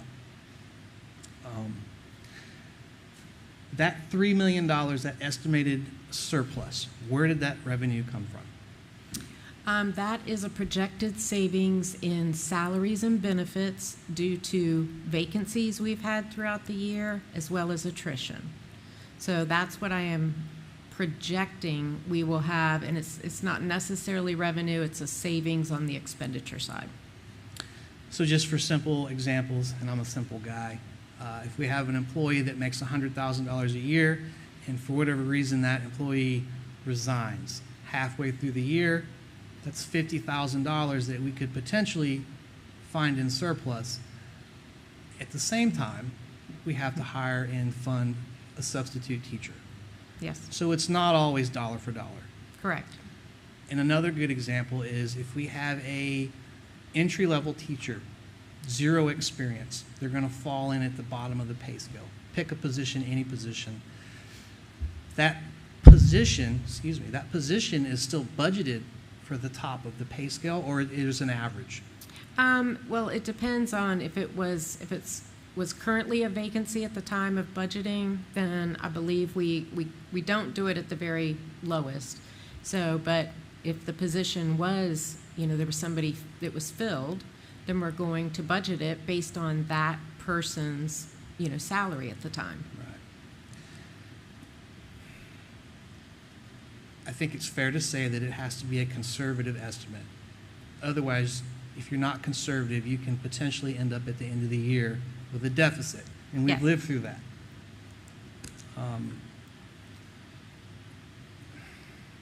So can we talk about the line items? Walk us through this. So we've all heard this. Walk us through for the public your itemized list up there, if you would. Sure. Please. So currently, the projection for just the savings and salary and benefits is $3 million. So what has to come out of that first is there is a shortfall in state revenue due to a reduction in our ADM. And ADM is average daily membership. We budgeted an average daily membership of 5,410. The state measures and will look at your current year's revenue numbers based on your March 31st ADM. And that ADM came in at 5,332. And to be clear, that's about 114 kids that we fell short on estimating. Mm-hmm. And we adopted our budget to present to the county before we received these final numbers. Well, this is the current year, 25. Right. Yes.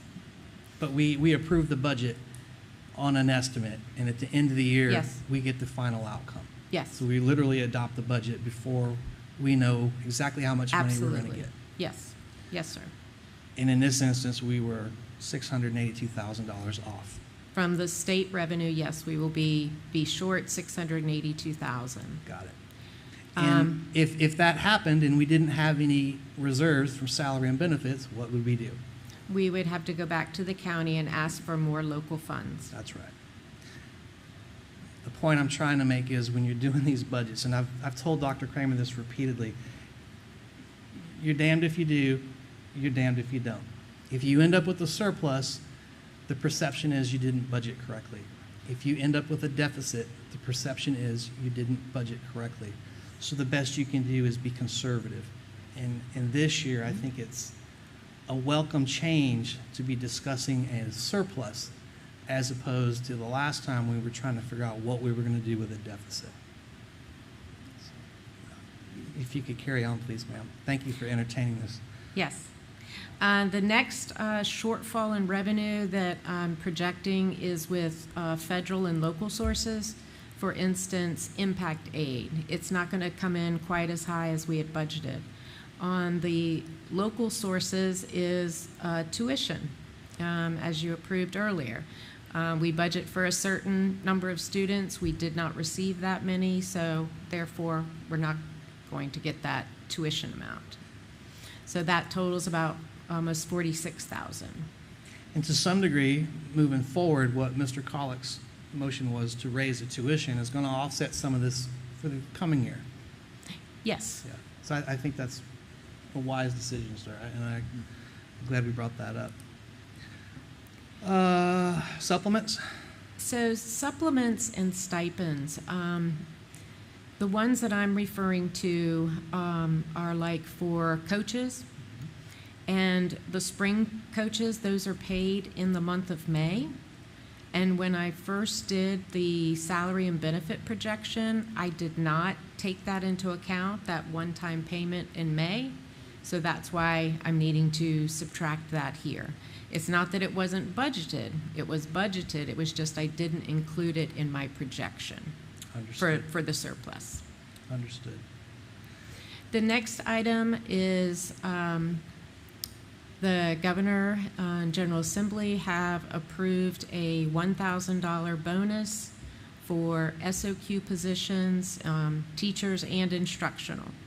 But as you know, we have many more positions and many more staff than what we are funded for SOQ. So in order to provide everyone the same $1,000 bonus, we will need to contribute an additional $750,000. Now it's important to note that this bonus that they provided said it did not require any local match. So we are able to do this because of having these additional funds, the savings in the salaries and benefits. So I estimate it should be around $750,000. So I appreciate you bringing that up. So when this board ranked and prioritized our priorities, this did not make the, quote, required list, because it wasn't required. And Governor Youngkin was clear that it wasn't, there was no required local match. But this is in 25 too. Right, so this, at any rate, we didn't budget for it. Correct. And because we don't have a contingency or a reserve fund, we don't have $750,000 sitting around in a reserve fund to make sure that all employees get a bonus. So a part of this surplus that was a result of excess from salaries and benefits, we're proposing to roll that into the $1,000 bonus so that not only the SOQ funded positions get it, everyone gets it for the division. Correct. And this is something that came out of the General Assembly. It wasn't in the original biennium budget. This was something that just came out this year through the General Assembly, and the governor approved. Correct. The next line, utilities, our electricity, water, sewer. It has historically been under budgeted. And I'm projecting that we will need an additional $158,000 over what we budgeted in order to settle out for the year. So hopefully I'm at that a little high, but I can, I look at what we paid last year, look at what we've paid year to date. Your utility bills normally do not go down. That's correct. The next item that I have to take into account when I'm trying to project a year in balance is other items like accrued salaries and benefits. These are for instance, somebody that retires. After they retire, we pay them out their balance of their leave. That does not get done till July. So since that referred to or pertained to the fiscal year 25, we have to accrue it back. Standard accounting procedure, but it takes money to do so. So that's why I have subtracted it out of this excess as well. And the accrued salaries and benefits, that's not captured in your salaries for the year? No, we don't do an outright different budget line for it, since it's really difficult to try to project. You don't know if someone's going to retire. Correct. And then the next item is some unexpected repairs that have come up most recently, which Dr. Coleman can speak to if you'd like more detail on them. I've got some notes and I can rattle them off. Again, I think it's fair to say that this board prides itself on being transparency. We're open book, and so there's no secrets here. And you keep me straight, Doc, if I misspeak, but you're looking at roughly $60K to rehab some buildings down at Carvesville. Correct. That is correct. Right. There are some issues that need to be repaired over at the land lab, slope and grade, and then the smoke detectors. I think it was this year we had ongoing issues with those smoke detectors going off, and Windsor Fire Department responding to false Absolutely, alarms. that is correct. That issue has been fixed, and the land lab drainage issue has been fixed also. Right. There was a big giant crater drainage hole in the middle of the Smithville High tennis courts. That is correct. The drainage pipe was under the tennis courts. Smithville High School and Windsor High School field lights were repaired. I think we had some throwing sparks, if memory serves. That was last year with throwing sparks and replacing light bulbs at this time. The Windsor High weight room, HVAC, I think you said it was moldy and... It was, it went out maybe last year, Mr. Connors might know, but it was repaired, and now the weight room does have an HVAC system once again. Good. It's a good place to have a little fresh air. The concession stand, I think you told me that they were looking at failing a health inspection. So Absolutely. we had to make some repairs on that. No hot water and ventilation. Yes, sir. And then there's a non-potable water well at Smithfield High that's used to irrigate the fields. Yes, sir, for the baseball and softball fields. So those are all unexpected repairs. They didn't make the capital request. These are things that need to be fixed. I think everyone argued that this is Yes, sir. stuff that certainly needs attention. So where does that put us, Ms. DeVary, at the end of the day with your projections? That leaves a balance of $752,000. However, as I mentioned just a couple minutes ago regarding our health insurance fund, since we're going to more than likely be dipping into the reserves for a like amount, Dr. Kramer, I believe, will recommend to the school board that we take any money we have remaining here and move that to the health insurance fund. That is correct. We start right back where we started. The Correct. current healthcare balance, reserve balance of 1.2 million 1.3. is recommended to be 2.3, Yes. and we're trying to get closer to that recommended balance. Yes.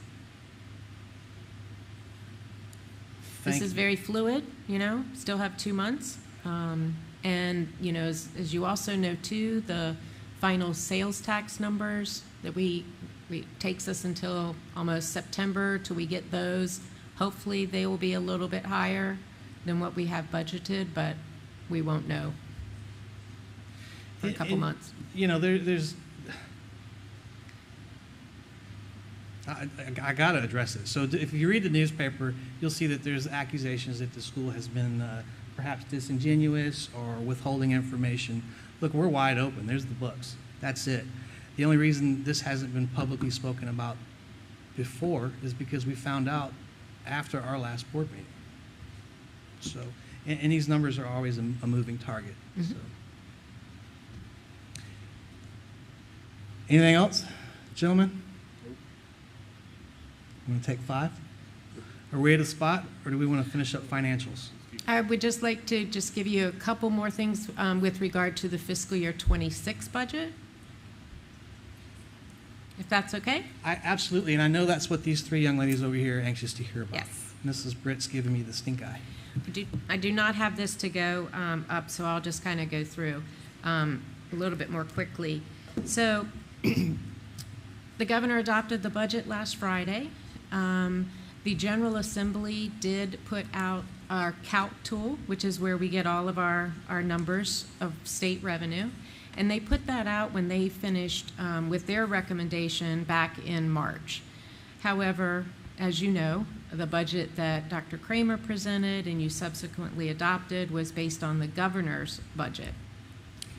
So since the governor adopted, and we know that there were no changes to what the General Assembly had recommended, we have been told by several state officials that the calc tool that's out there right now, that is what it should be, or very close. And with that, we should be receiving an additional $1.2 million in state revenue. And this is as compared to the amount that was reflected in the budget that you adopted.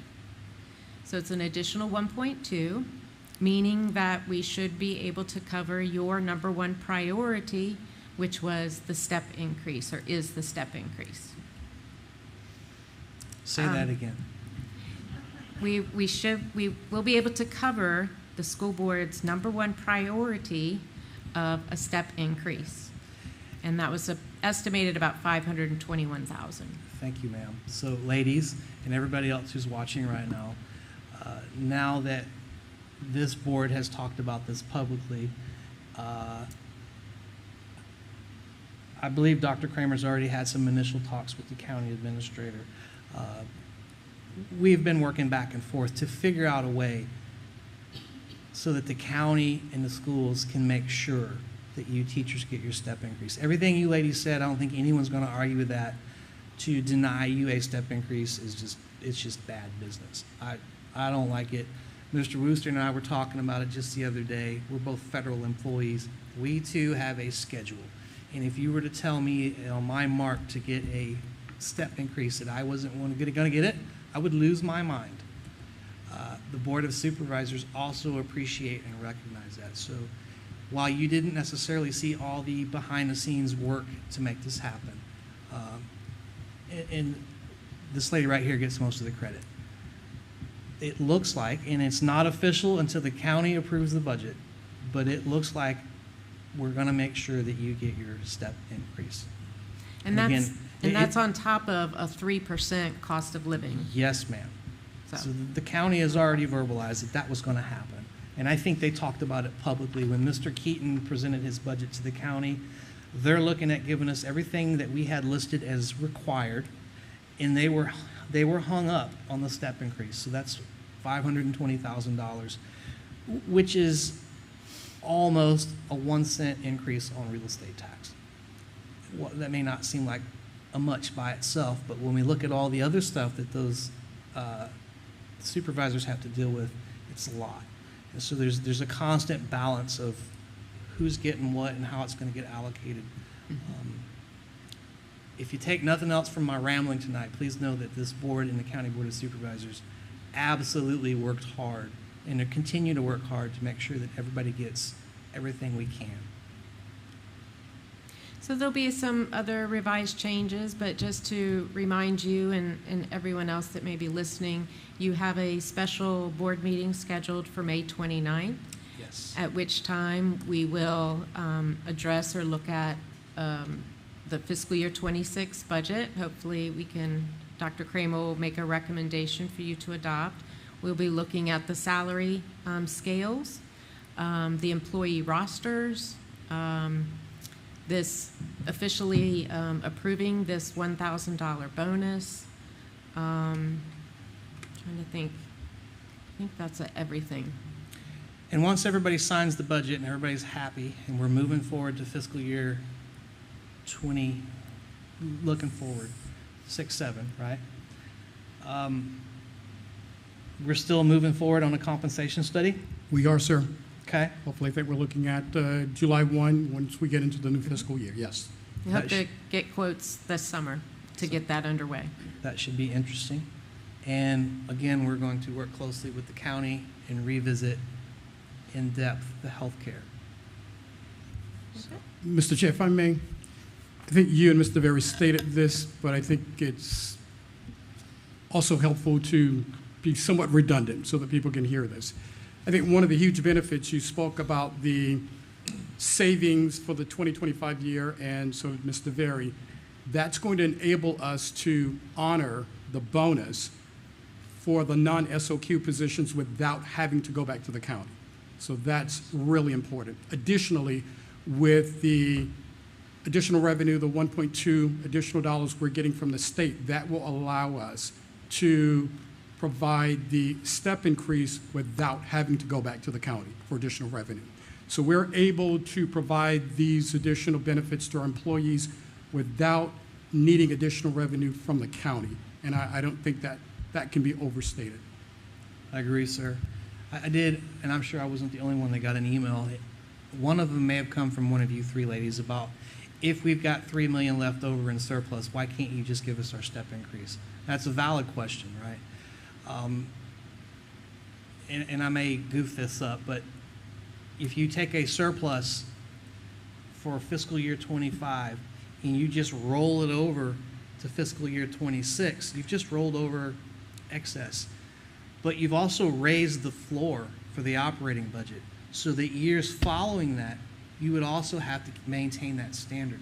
And by just rolling over revenues that are surplus from one year into another fiscal year, in my mind, you're essentially writing a check that you don't know if you can cash. Another way to put it, too, if I may, is that you don't want to take one-time money, because the savings is one-time money, and you don't want to apply it to a recurring operating expense. So that's the way That's why you're the CFO and I'm just a knucklehead board member. Thank you. But you said it well, too. Probably not. Anything else? Are we good for a break point? That's fine. All right, let's take 5.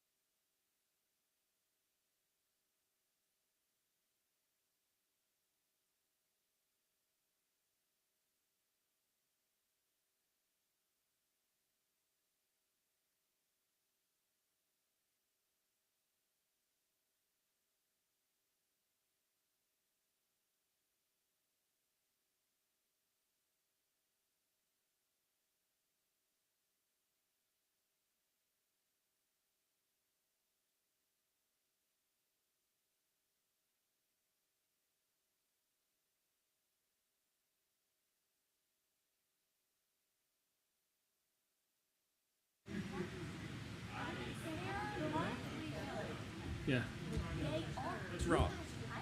We're back in session. It's all you, ma'am. Good evening, Chairman Marsh, Dr. Kramer, Board. My name is Tiffany Truitt. I know that I've been up here a few times, but I don't actually think I've ever kind of fully described or explained what I do here at Central Office. So as an instructional coordinator, I have the extreme privilege of working with secondary English, gifted in history, and K through 12 fine arts. And tonight I get to share some wonderful highlights of the work that teachers and students in these disciplines have been doing the past 2 years to celebrate Virginia 250. So what is Virginia 250? So Virginia 250 was launched by the state in 2020 to help Virginia recognize and reflect on the 250th anniversary of the American Revolution. The celebration started last year, and it's a 3-year celebration. And particularly what is very exciting about this is it highlights what role Virginia played and what role our own local history played in the founding of our country. And so students and teachers from all of the disciplines that I listed have been contributing to this work for the past several years. So here's just kind of a brief overview of our project. So we have, again, we started last year with the mural project at Centera St. Luke's. This year we did our student podcast, and we had our gifted and talented night. And then we will share kind of at the end what we plan to do for next year. So a little bit about the mural. So this was our first project to highlight this event. So we were actually approached by Centera St. Luke's. They had a common space that was used by the community for a variety of reasons. In fact, we use it now for our new teacher academy. The space needed some renovation, and they wanted to kind of incorporate some local history. And so they came to my office and asked if Smithville High School would be interested in creating and painting a mural in this space. And so I brought it to some wonderful history teachers and their art department. And I said, you know, what are your ideas for this space? And they're really the ones who came up with this brilliant project. And so students in the Virginia U.S. History courses at Smithville High School explored local history, and with particular attention to our role in the Virginia 250 concept. And they identified local structures that they felt best represented the Isle of Wight area. So that included Windsor Castle, St. Luke's itself, and these history students had to design how those particular buildings would be represented in the mural, and then make the argument to the art students about what particular structures should be included and why. And then the art students then had to design the mural, price out how much the supplies were going to be, go to the space, draft it out. And we were lucky enough actually to get some news coverage for this project by Channel 3. And so hopefully this works so you can kind of get some additional background on the project. I'm April Loveland at Centera St. Luke's in Carrollton, and the campus just unveiled a brand new mural that showcases the rich history of Isle of Wight County. Let's go check it out.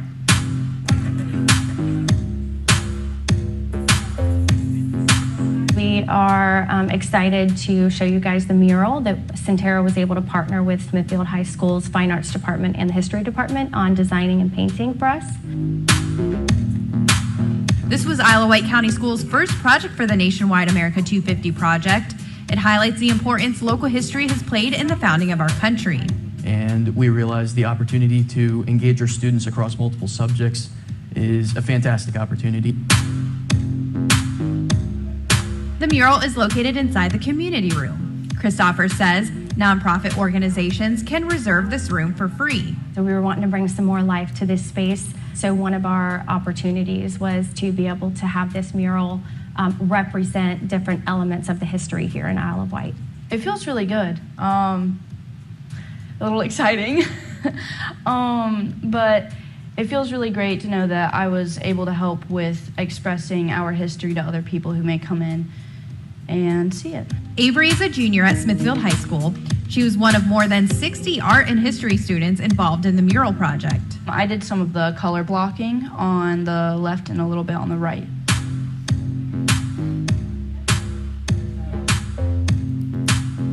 We have the mansion on Main Street, which, Main Street is a staple of Smithfield, historic Main Street. We have St. Luke's Church, St. Luke's Historic Church, which actually predates the town of Smithfield. It's older than Smithfield. Right here we have the Windsor Castle Park, which again, predates Smithfield. And we have the Schoolhouse Museum, which actually was a celebration. It was created to commemorate Jamestown's 400th anniversary in 2007. So here we are now including that commemoration in our own commemoration for VA 250. And lastly, we have the Smithfield Station, which is a staple of culture, good food, good time with people in Smithfield. And then you got the pigs. And then we have the pigs. This is Smithfield. You got to have the pigs. QR codes will be added to the mural. You can scan them with your phone to learn more about the painting. The school will add more artwork to St. Luke's here soon. In Carrollton, April Loveland, News 3. I'm April Loveland at Centera St. Luke's. All right, so last year we kind of just dipped our toes in the water, and then we just wanted to make it a bigger and more rich experience this year. So in February, Windsor High and Smithville High, during their Ion Instruction presentations, talked about their podcasts. These students visited St. Luke's Historic Church, the museum, the courthouse, again, doing research, working with local historians about, again, the role that our city and town played in the American Revolution. And then just last month, we kind of wrapped up that project where students held a discussion panel at the museum where they kind of gave their final thoughts on the project, what they learned, and not even what they learned just about local history, but what they learned about collaboration as well. And so the project resulted in what's called the Revolutionary Roots website, which I think Ms. Briggs is either has or is in the process of linking on our district school website. And you can find all of the student podcasts on here, their research, creative writing samples, the video that Mr. Elliott made outlining what went into the project. It truly is something special, and I hope that everyone has the opportunity to look at it. We actually were highlighted by the Virginia 250 Commission for this work, and so I just want to kind of bring attention that this is out there in the universe. I did get to play around on it and listen to some of the interviews, and it's obvious they spent a lot of time on it. They really did, and this is a course where many of them are taking SOLs, so just to be able to manage both of those, even from the teacher side, is really impressive. Of course, then we had our Gifted and Talented Night, so this is our second year of what will be an annual event, and so to kind of honor this Virginia 250 theme, we encourage both our teachers and our students to explore that concept in a variety of ways. If you're unfamiliar with the Gifted and Talented Night, every single school is represented. We probably had close to 400 kids perform and or present. Students from our gifted programs, our Math Plus programs, and all of our fine and performing arts. So just to kind of give you an example of the connection to the Virginia 250 theme, all of the musical performances were encouraged to select at least one musical piece that connects to Virginia 250, and you can see some examples here on the screen. While not all of these songs were directly written during that time period, kind of those overarching themes of liberty and patriotism and what it means to be an American are clearly represented. And of course, we have some examples here of some of the artwork, some of the student projects. And I would like to point out particularly the upper right-hand corner, that student whose name is Cannon made a cannon. So we lovingly call it Cannon's Cannon.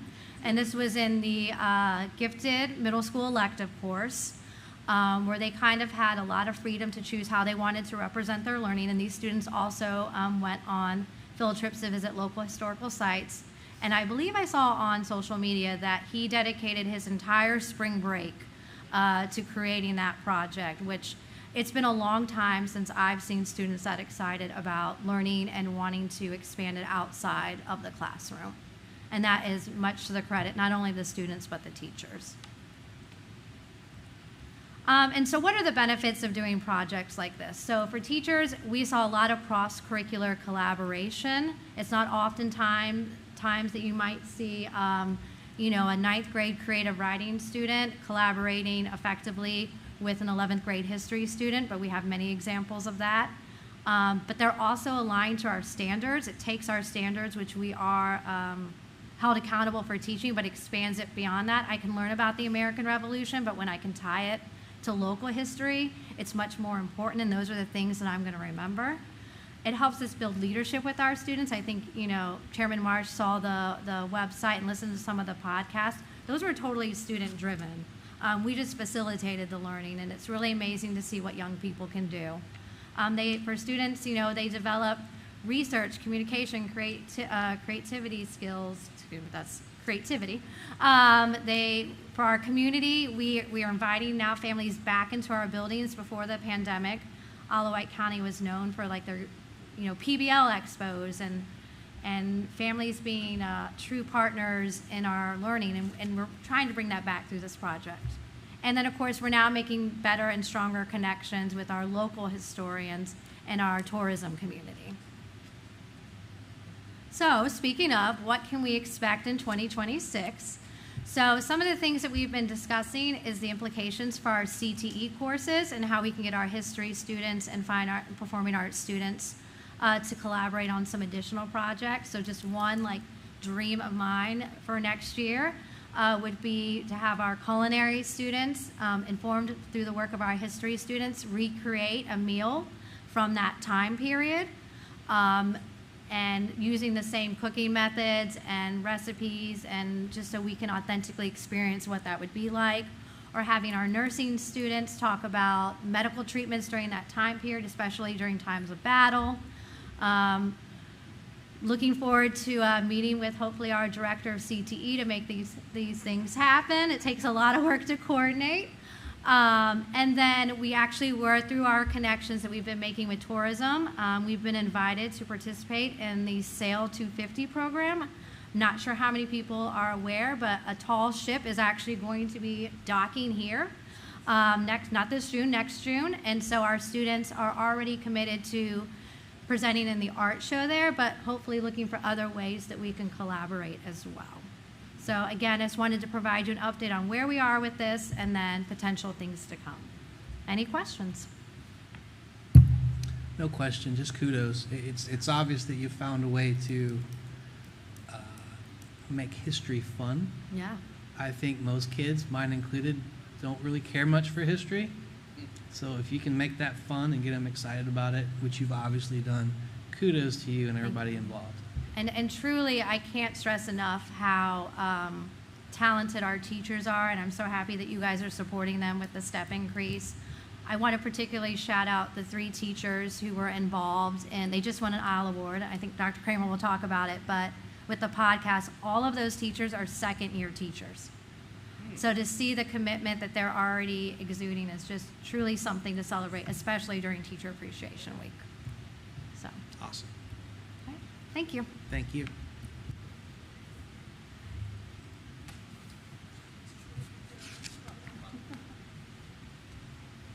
Dr. Coleman.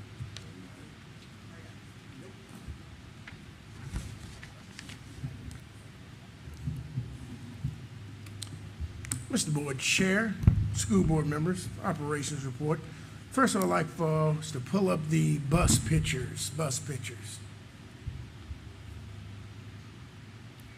All right, so 3 of the 5 buses have arrived.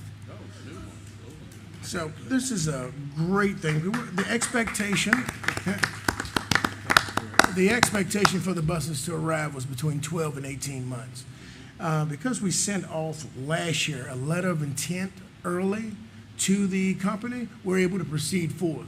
We're trying to wait as long as we can this year just to ensure that we're going to have the funds, but a letter of intent will be issued again this year on behalf of IWCS to start the process for the 5 buses once again.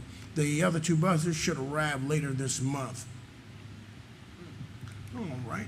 And go to the next, but that's all of the wonderful buses. I think Mr. Wooster has already had the opportunity to go out, and I don't know if he drove one of the buses, but he did get a ticket. Anyone let you drive it?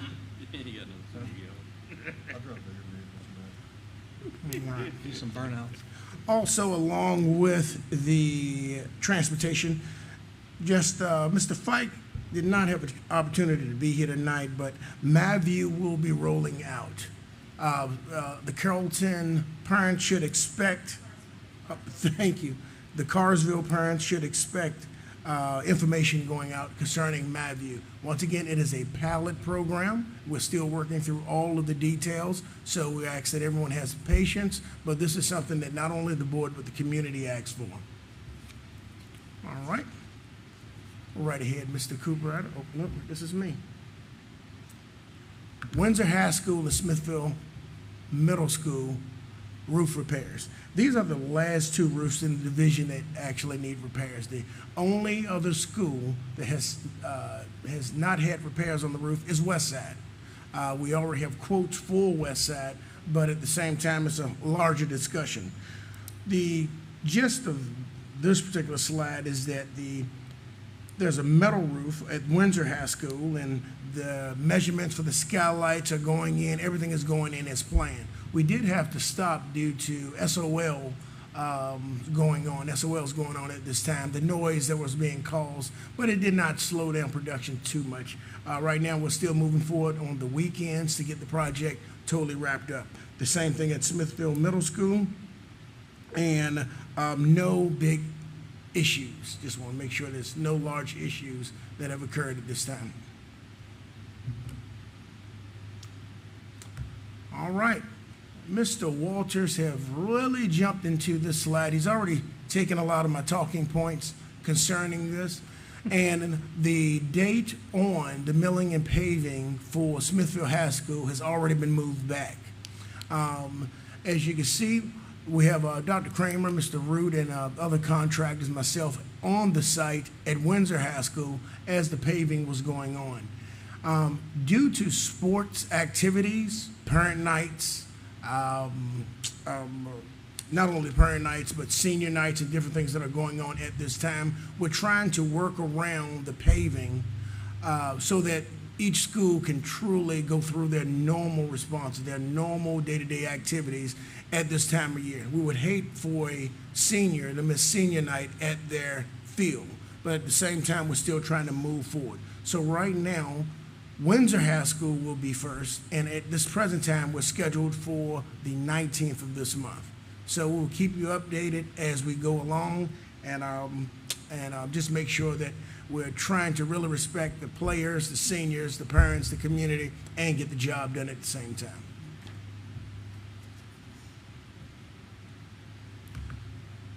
Carrollton HVAC progress. All right, this is the first meeting. This is a lovely picture that I found of Mr. Brennan. I told him he should wait for this. So we finally had our first meeting with the Carrollton HVAC progress. We're starting work in the school on May 19th. This is going to be in the back area of the school that doesn't interfere with instruction at all. We're going to be discussing and moving relocation of archive records, communication with outside agencies, Justin summer school and all summer usage as to go there, monitoring indoor air quality during and after instruction, and pretty much verifying safety signage. So that is all that's going to be going on to start off. I do want to comment on some conversations I've had with the county concerning the $7.4 million and the bid of 5.9. Yes, the bid did come in at 5.9, and as we did, we selected the top bidder for that. But that area of the 7.4 to the 5.9, still there's a lot of things that need to go on. Things of the nature of moving furniture, connexes for storage of teachers of supplies, things of that nature that everyone doesn't really understand the full complexity of a project of this nature. So with that stated, the 5.9 is for 100% the physical HVAC system. Other than that, there's a lot of intangibles that go on that also. So I just want to make sure I point that out as we move forward with the HVAC project at Carrollton.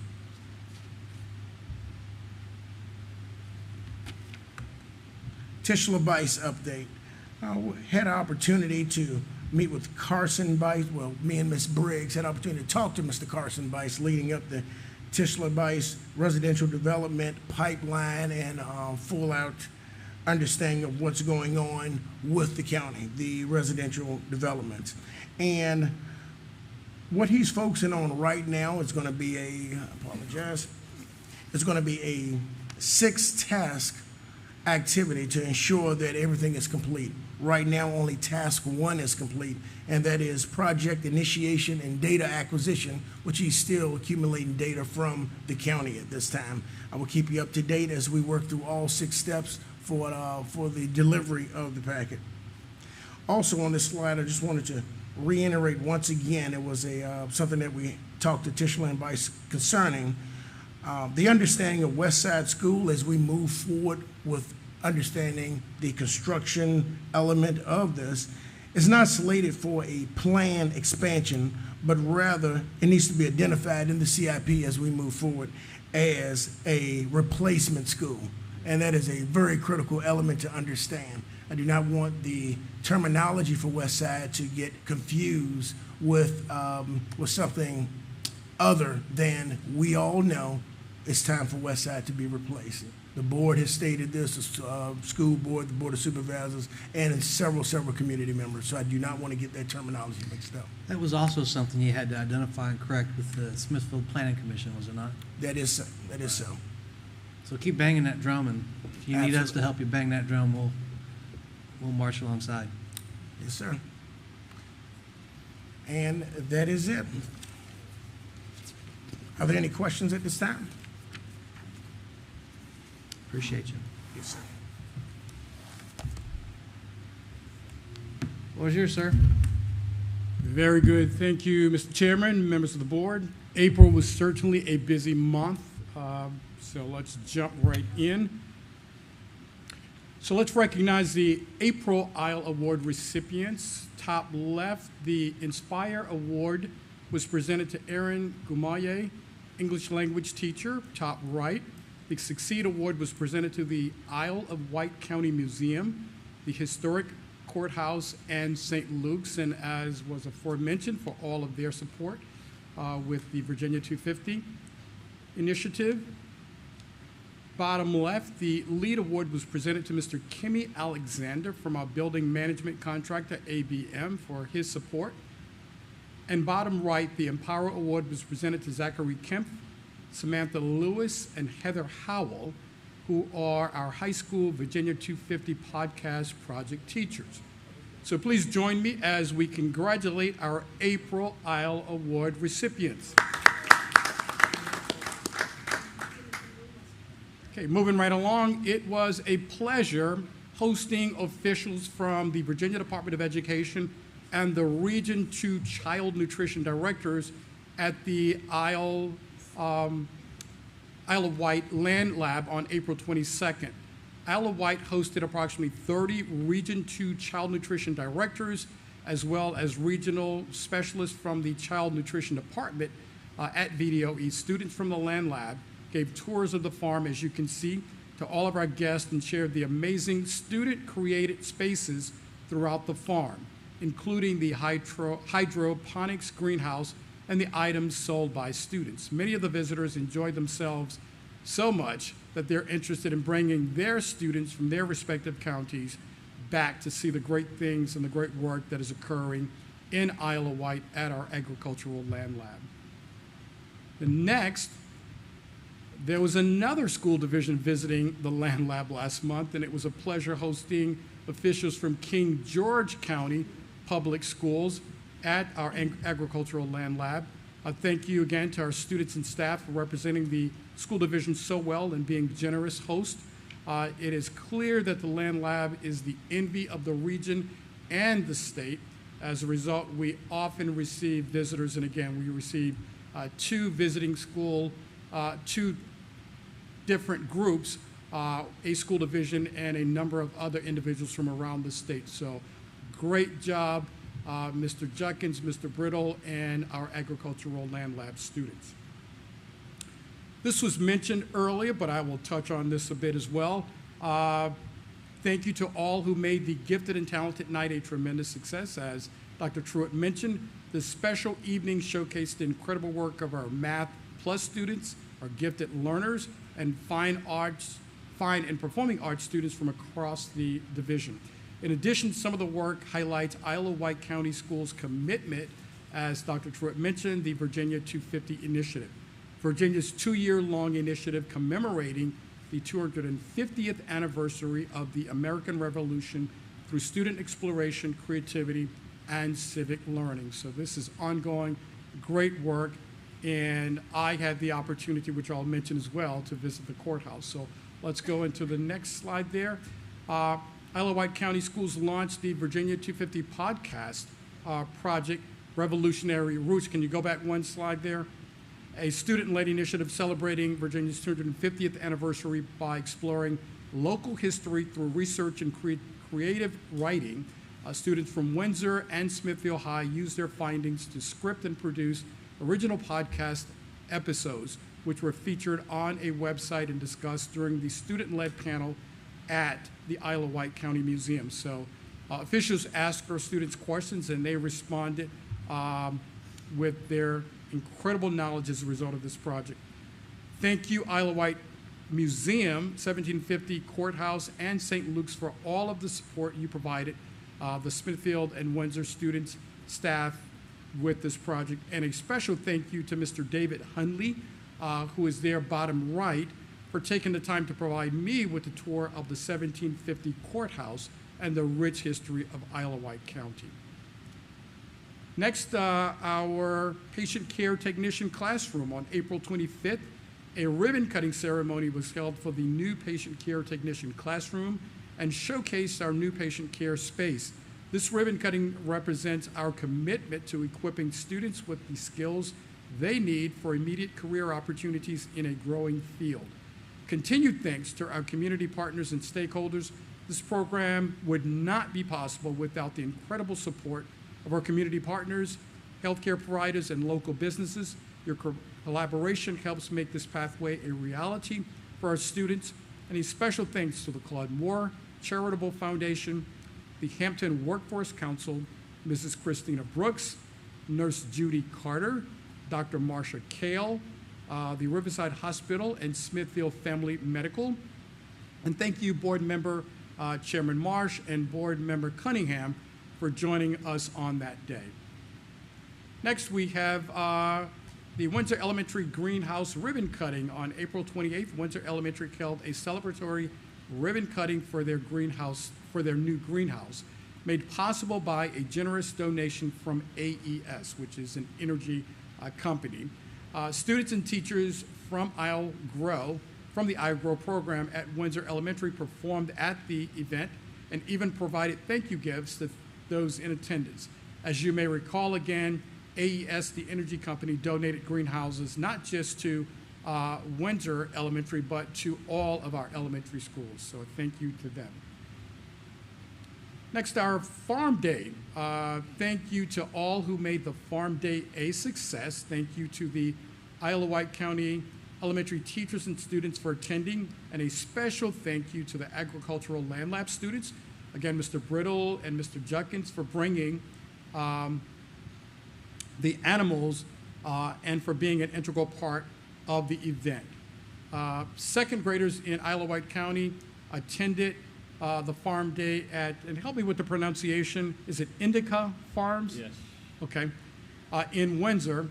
And this event is designated to enlighten the young students agriculture, natural resources, and farming in their hometown here in Isle of Wight County. The students learned about many topics such as crops, beef, cattle, and peanuts. The agricultural land lab students participated and brought animals to the event, such as chickens, goats, rabbits, and pigs, and of course, the animals are always a hit, as you can see there. Next, a new initiative. Hold on, excuse Yes, me. sir. Can we go Sure. back? I got to point out that looks like Mr. Collick right there in the center. Is that you, Mr. Collins? Yes. Not only is a school board member, he's a Windsor EMT, the local rescue Oh, there you squad. are, bottom second. I wasn't going to let that slide by, Third sir. to the right. You were there to make sure everyone was safe. I missed you there, Mr. Collick. Thank you for being there to support. Absolutely. You wear many hats, sir. We appreciate all that you do. Thank you, Mr. Chair. Okay, next, our new initiative here, Support Employees of the Year. Wight County Schools is proud to introduce the Support Employee of the Year program, recognizing the invaluable contributions of staff members who help create a thriving learning environment for our students. This year's Support Employees of the Year are Carrie Douglas from Carrollton Elementary, Amy May from Carsville Elementary, Tina Clifton from our central office staff, Lorenzo Sanders from George E. Tyler Middle, Kathy Wood from Hardy Elementary, Paula Moorhead from Smithfield High, Lakeisha Ashby from Smithfield Middle, Connie Bryant from the Transportation Department, Caitlin Duck from Windsor Elementary, Lori Wall from Windsor High, and Angela Twyford from Westside Elementary. A division-level selection committee will review applications for each candidate and will select the inaugural overall Wight County Schools Support Employee of the Year to be announced on May 13th. Again, congratulations to these very deserving employees. And Mrs. Briggs, thank you for leading this initiative. We appreciate you helping to highlight these very talented, well-deserving employees. Next, we had a visit from the Wallace Foundation and others. So the Wallace Rural Pipeline Project meeting, we hosted an event for the Wallace Foundation, officials from Virginia Tech, officials from Franklin City Public Schools and Poquoson Public Schools last Friday. And remember that we received a generous donation for $250,000 from the Wallace Foundation. These are the founders of the Reader's Digest. And this donation for $250,000 was in collaboration with Poquoson Public Schools and Franklin City Public Schools to support the leadership pipeline in rural school districts. We're grateful again for the collaboration with Poquoson and Franklin City as we build stronger leadership pathways and increase student success. Our CTE, Virginia Department of Education grant was awarded to Wight County Schools. So this week, the Virginia Department of Education announced the awarding of $600,000 in competitive grants to 16 school divisions to upgrade equipment for career and technical education programs in schools and technical centers. Smithfield High School was one of the 16 schools in the state to be selected for a grant of $37,500 for innovative CTE equipment. This will allow our CTE program to purchase a multi-process welder. Thank you to our welding instructor, Mr. Miller, for applying for and being selected for this competitive grant. And thank you for your resilience, Mr. Miller, because as I recall, and he shared with me, we applied last year, didn't receive the award, but reapplied and we've received it. So congratulations to the welding students and to Mr. Miller. Next, our annual cost report. This year, our division was one of 5 school divisions across the entire Commonwealth of Virginia that had no findings and no questions on our annual cost report. Mrs. Casey Pulley, yes. Where is Ms. Pulley? She's right there. All righty. In the wonderful green jacket there. Yes, ma'am. This particular report and others that she completes generates revenue for our school division. These funds support the division by offsetting the cost of providing required services to students. And you've already beat me to the punch. I was going to say let's extend a well-deserved round of applause. Thank you so much, Ms. Pulley. We greatly appreciate you. Absolutely. Multi-talented, not just here on the stage, Mr. Collett. We have people all over who are wearing many hats and doing great things for our division. The Region 2 Teacher of the Year event. What a wonderful event this was last night. So congratulations again to Mrs. Dina Hubble from Carsville Elementary for being recognized last night by Governor Glenn Youngkin at a ceremony where he honored the 2026 Regional Teachers of the Year. And after the ceremony, Governor Youngkin graciously invited the teachers and their guests back to the governor's mansion for a reception. and he was very generous with his time as he spoke with each teacher and their guests, as you will look bottom right there. And we're so proud of you, Mrs. Hubble, and we thank you for representing Carsville, Isle of Wight, and the entire region so well. Thank you, Chairman Marsh and Mr. Vice Chair Wooster, for joining Principal Outland and me as we supported Mrs. Hubble for the special recognition from Governor Youngkin and the Virginia Department of Education. Yes, sir. And Doc, how many years did you say it had been since Isle of Wight won this? And help me, Ms. Briggs, is it close to 30 years, approximately 30 years since Isle of Wight was identified as, had a teacher who was Regional Teacher of the Year?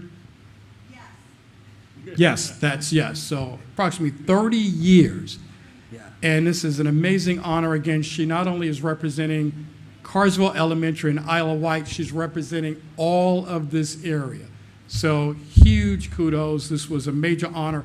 Only 8 people from around the state. And again, that's why it's such a huge honor.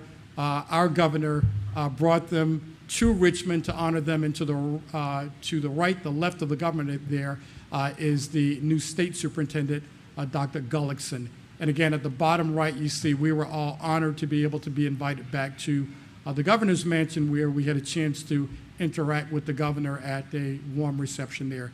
Wonderful event, and due to the incredible work of Mrs. Hubble, she is affording our county this tremendous honor. So round of applause for Carsville and Mrs. Hubble.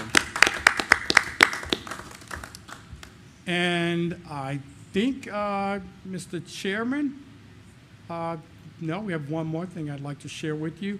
This week, Teacher Appreciation Week, and we'd just like to state that we celebrated our Teacher Appreciation Week this week. Let's take this moment to acknowledge the incredible impact of our Isle of Wight teachers that they have on our students' lives. Thank you to all of the educators for their dedication, their patience, and unwavering commitment to shaping bright futures of our students. Our teachers are a major reason why Isle of Wight County is one of the fastest growing counties in the state of Virginia, and many of our residents move here because we have good schools, and I venture to say we would not have good schools without our dedicated and hardworking teachers. Isle of Wight teachers, we appreciate all that you do for our students and for our community. So a round of applause for our amazing teachers during Teacher Appreciation Week. Thank you, Mr. Chair and members of the board. That concludes my superintendent's update. Thank you, sir. All right, let's wrap up a few action items there. 18.1, personnel report. Mr. Chair, I move to approve the personnel report as presented, a copy of which can be obtained from the school board clerk. Second. Motion and a second. Any discussion? Hearing none, Madam Clerk. Mr. Colick? Yes. Mr. Cunningham? Yes. Mr. Wooster? Yes. And Mr. Marsh? Yes, motion passes.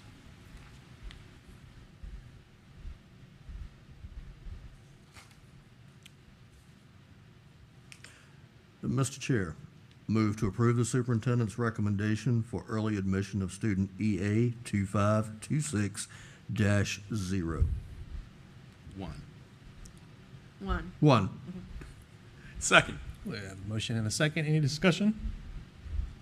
Hearing none, Madam Clerk. Mr. Colick? Yes. Mr. Cunningham? Yes. Mr. Wooster?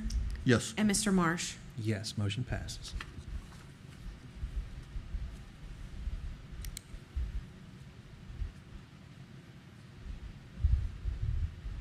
Yes, sir. Mr. Chair, I move to grant the exemption from compulsory attendance for student REX 2425-08. Second. Motion and a second. Any discussion? Hearing none, Madam Clerk. Mr. Colick? Yes. Mr. Cunningham? Yes. Mr. Wooster? Yes. And Mr. Marsh? Yes, motion passes.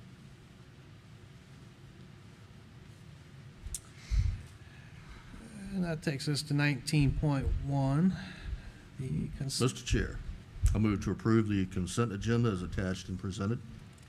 Second. Motion and a second. Any discussions? I would like to rattle off the May donations memo. May donations memo. Thank you to the Women's Club of Windsor for donating school supplies for the students at Windsor Elementary. Over to you. Mr. Colick, Yes. Mr. Cunningham, Yes. Mr. Wooster, Yes. and Mr. Marsh. Yes, motion passes. We're getting down to it, gents. Board member comments. Where did I skip one? Yeah, we're good. Who's first? Go for it, sir. Okay, the only thing I have to say is we know what Sunday is. So right. happy Mother's Day to all the mothers out there. Here, here. Hope you have a lovely day. Thank you, sir. That's all I got. Mr. Colick? No, I really don't have anything to say today. I've been super busy, but with a lot of personal stuff going on. So It's a busy time. Thank you, sir. Mr. Wooster? I'm just going to give a little brief thing. Dr. Kramer's pretty much already explained everything about the trip to Richmond, teacher recognition, trip to the governor's mansion. I just want to say it was an honor to be a part of it, and I respect everyone that was there. Here, here. It was a good time. Okay, thank you, sir. Let's see, it has been a busy month. We already talked about gifted and talented. We talked about the ribbon cutting. I will say that after the ribbon cutting at the primary care technician lab, I took advantage of the time off work and moseyed over to the culinary lab, and I got to talk to and interact with some of the students. And I walked out of there with a jar of pickles and a pastry. And I went over to the welding lab, and Mr. Miller had his class in the classroom. They weren't actually welding. And, you know, those kids don't know who I was. And I was just peppering them with questions like, what's next? And 3 of them had already signed up or had already been enrolled in an apprentice program across the river. There was a 4th student that was in a different apprentice program, and I forget the name of the company. It wasn't the shipyard. And then I meandered over to the engineering lab, and I spoke with, I forget his name, Mr. Shipman. Yeah, and so I'm walking around. I kind of barged in on him, which I don't like to do, but I did. I rolled in there. Dr. Kramer turned me loose, and I just took it upon myself to kind of walk in. And one of the first things I noticed was all the KidWin stuff. And he grabbed a couple students, and they showed me a couple of gears. These kids were putting together helical gears. And I didn't know what it was called. And they were, because I'd been up to JMU to watch the KidWin competition, I'm familiar with the program and how they do it. And these kids were redesigning gears that would mesh and cause less friction in hope to be more efficient.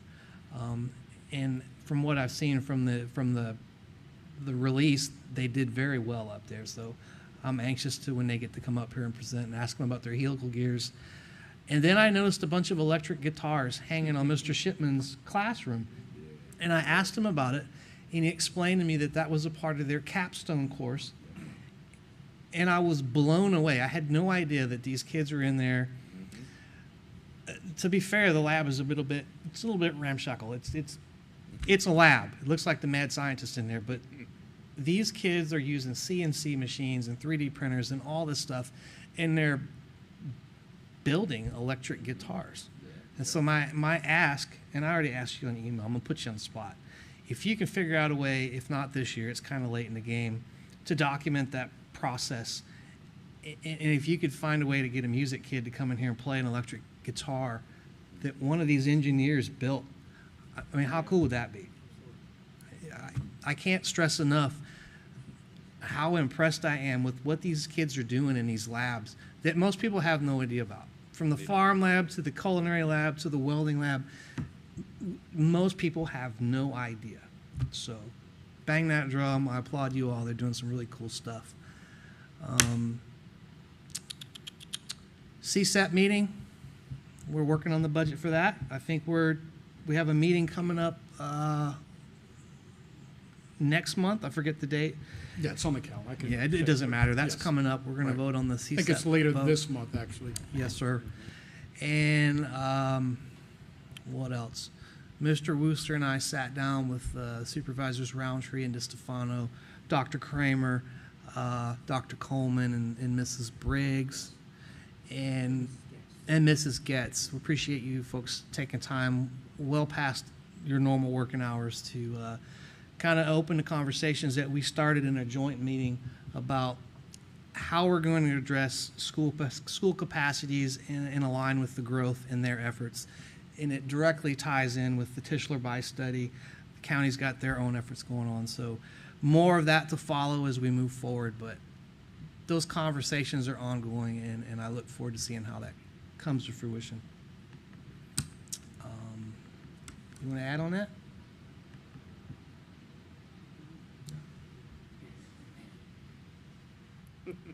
I just want to add on one thing. Going back to what you mentioned about Mr. Miller and the way he supports his students, I'm just going to give a plug for him right now and add to that that even once the student graduates, he is still there following that student and assisting in attaining jobs and job placement.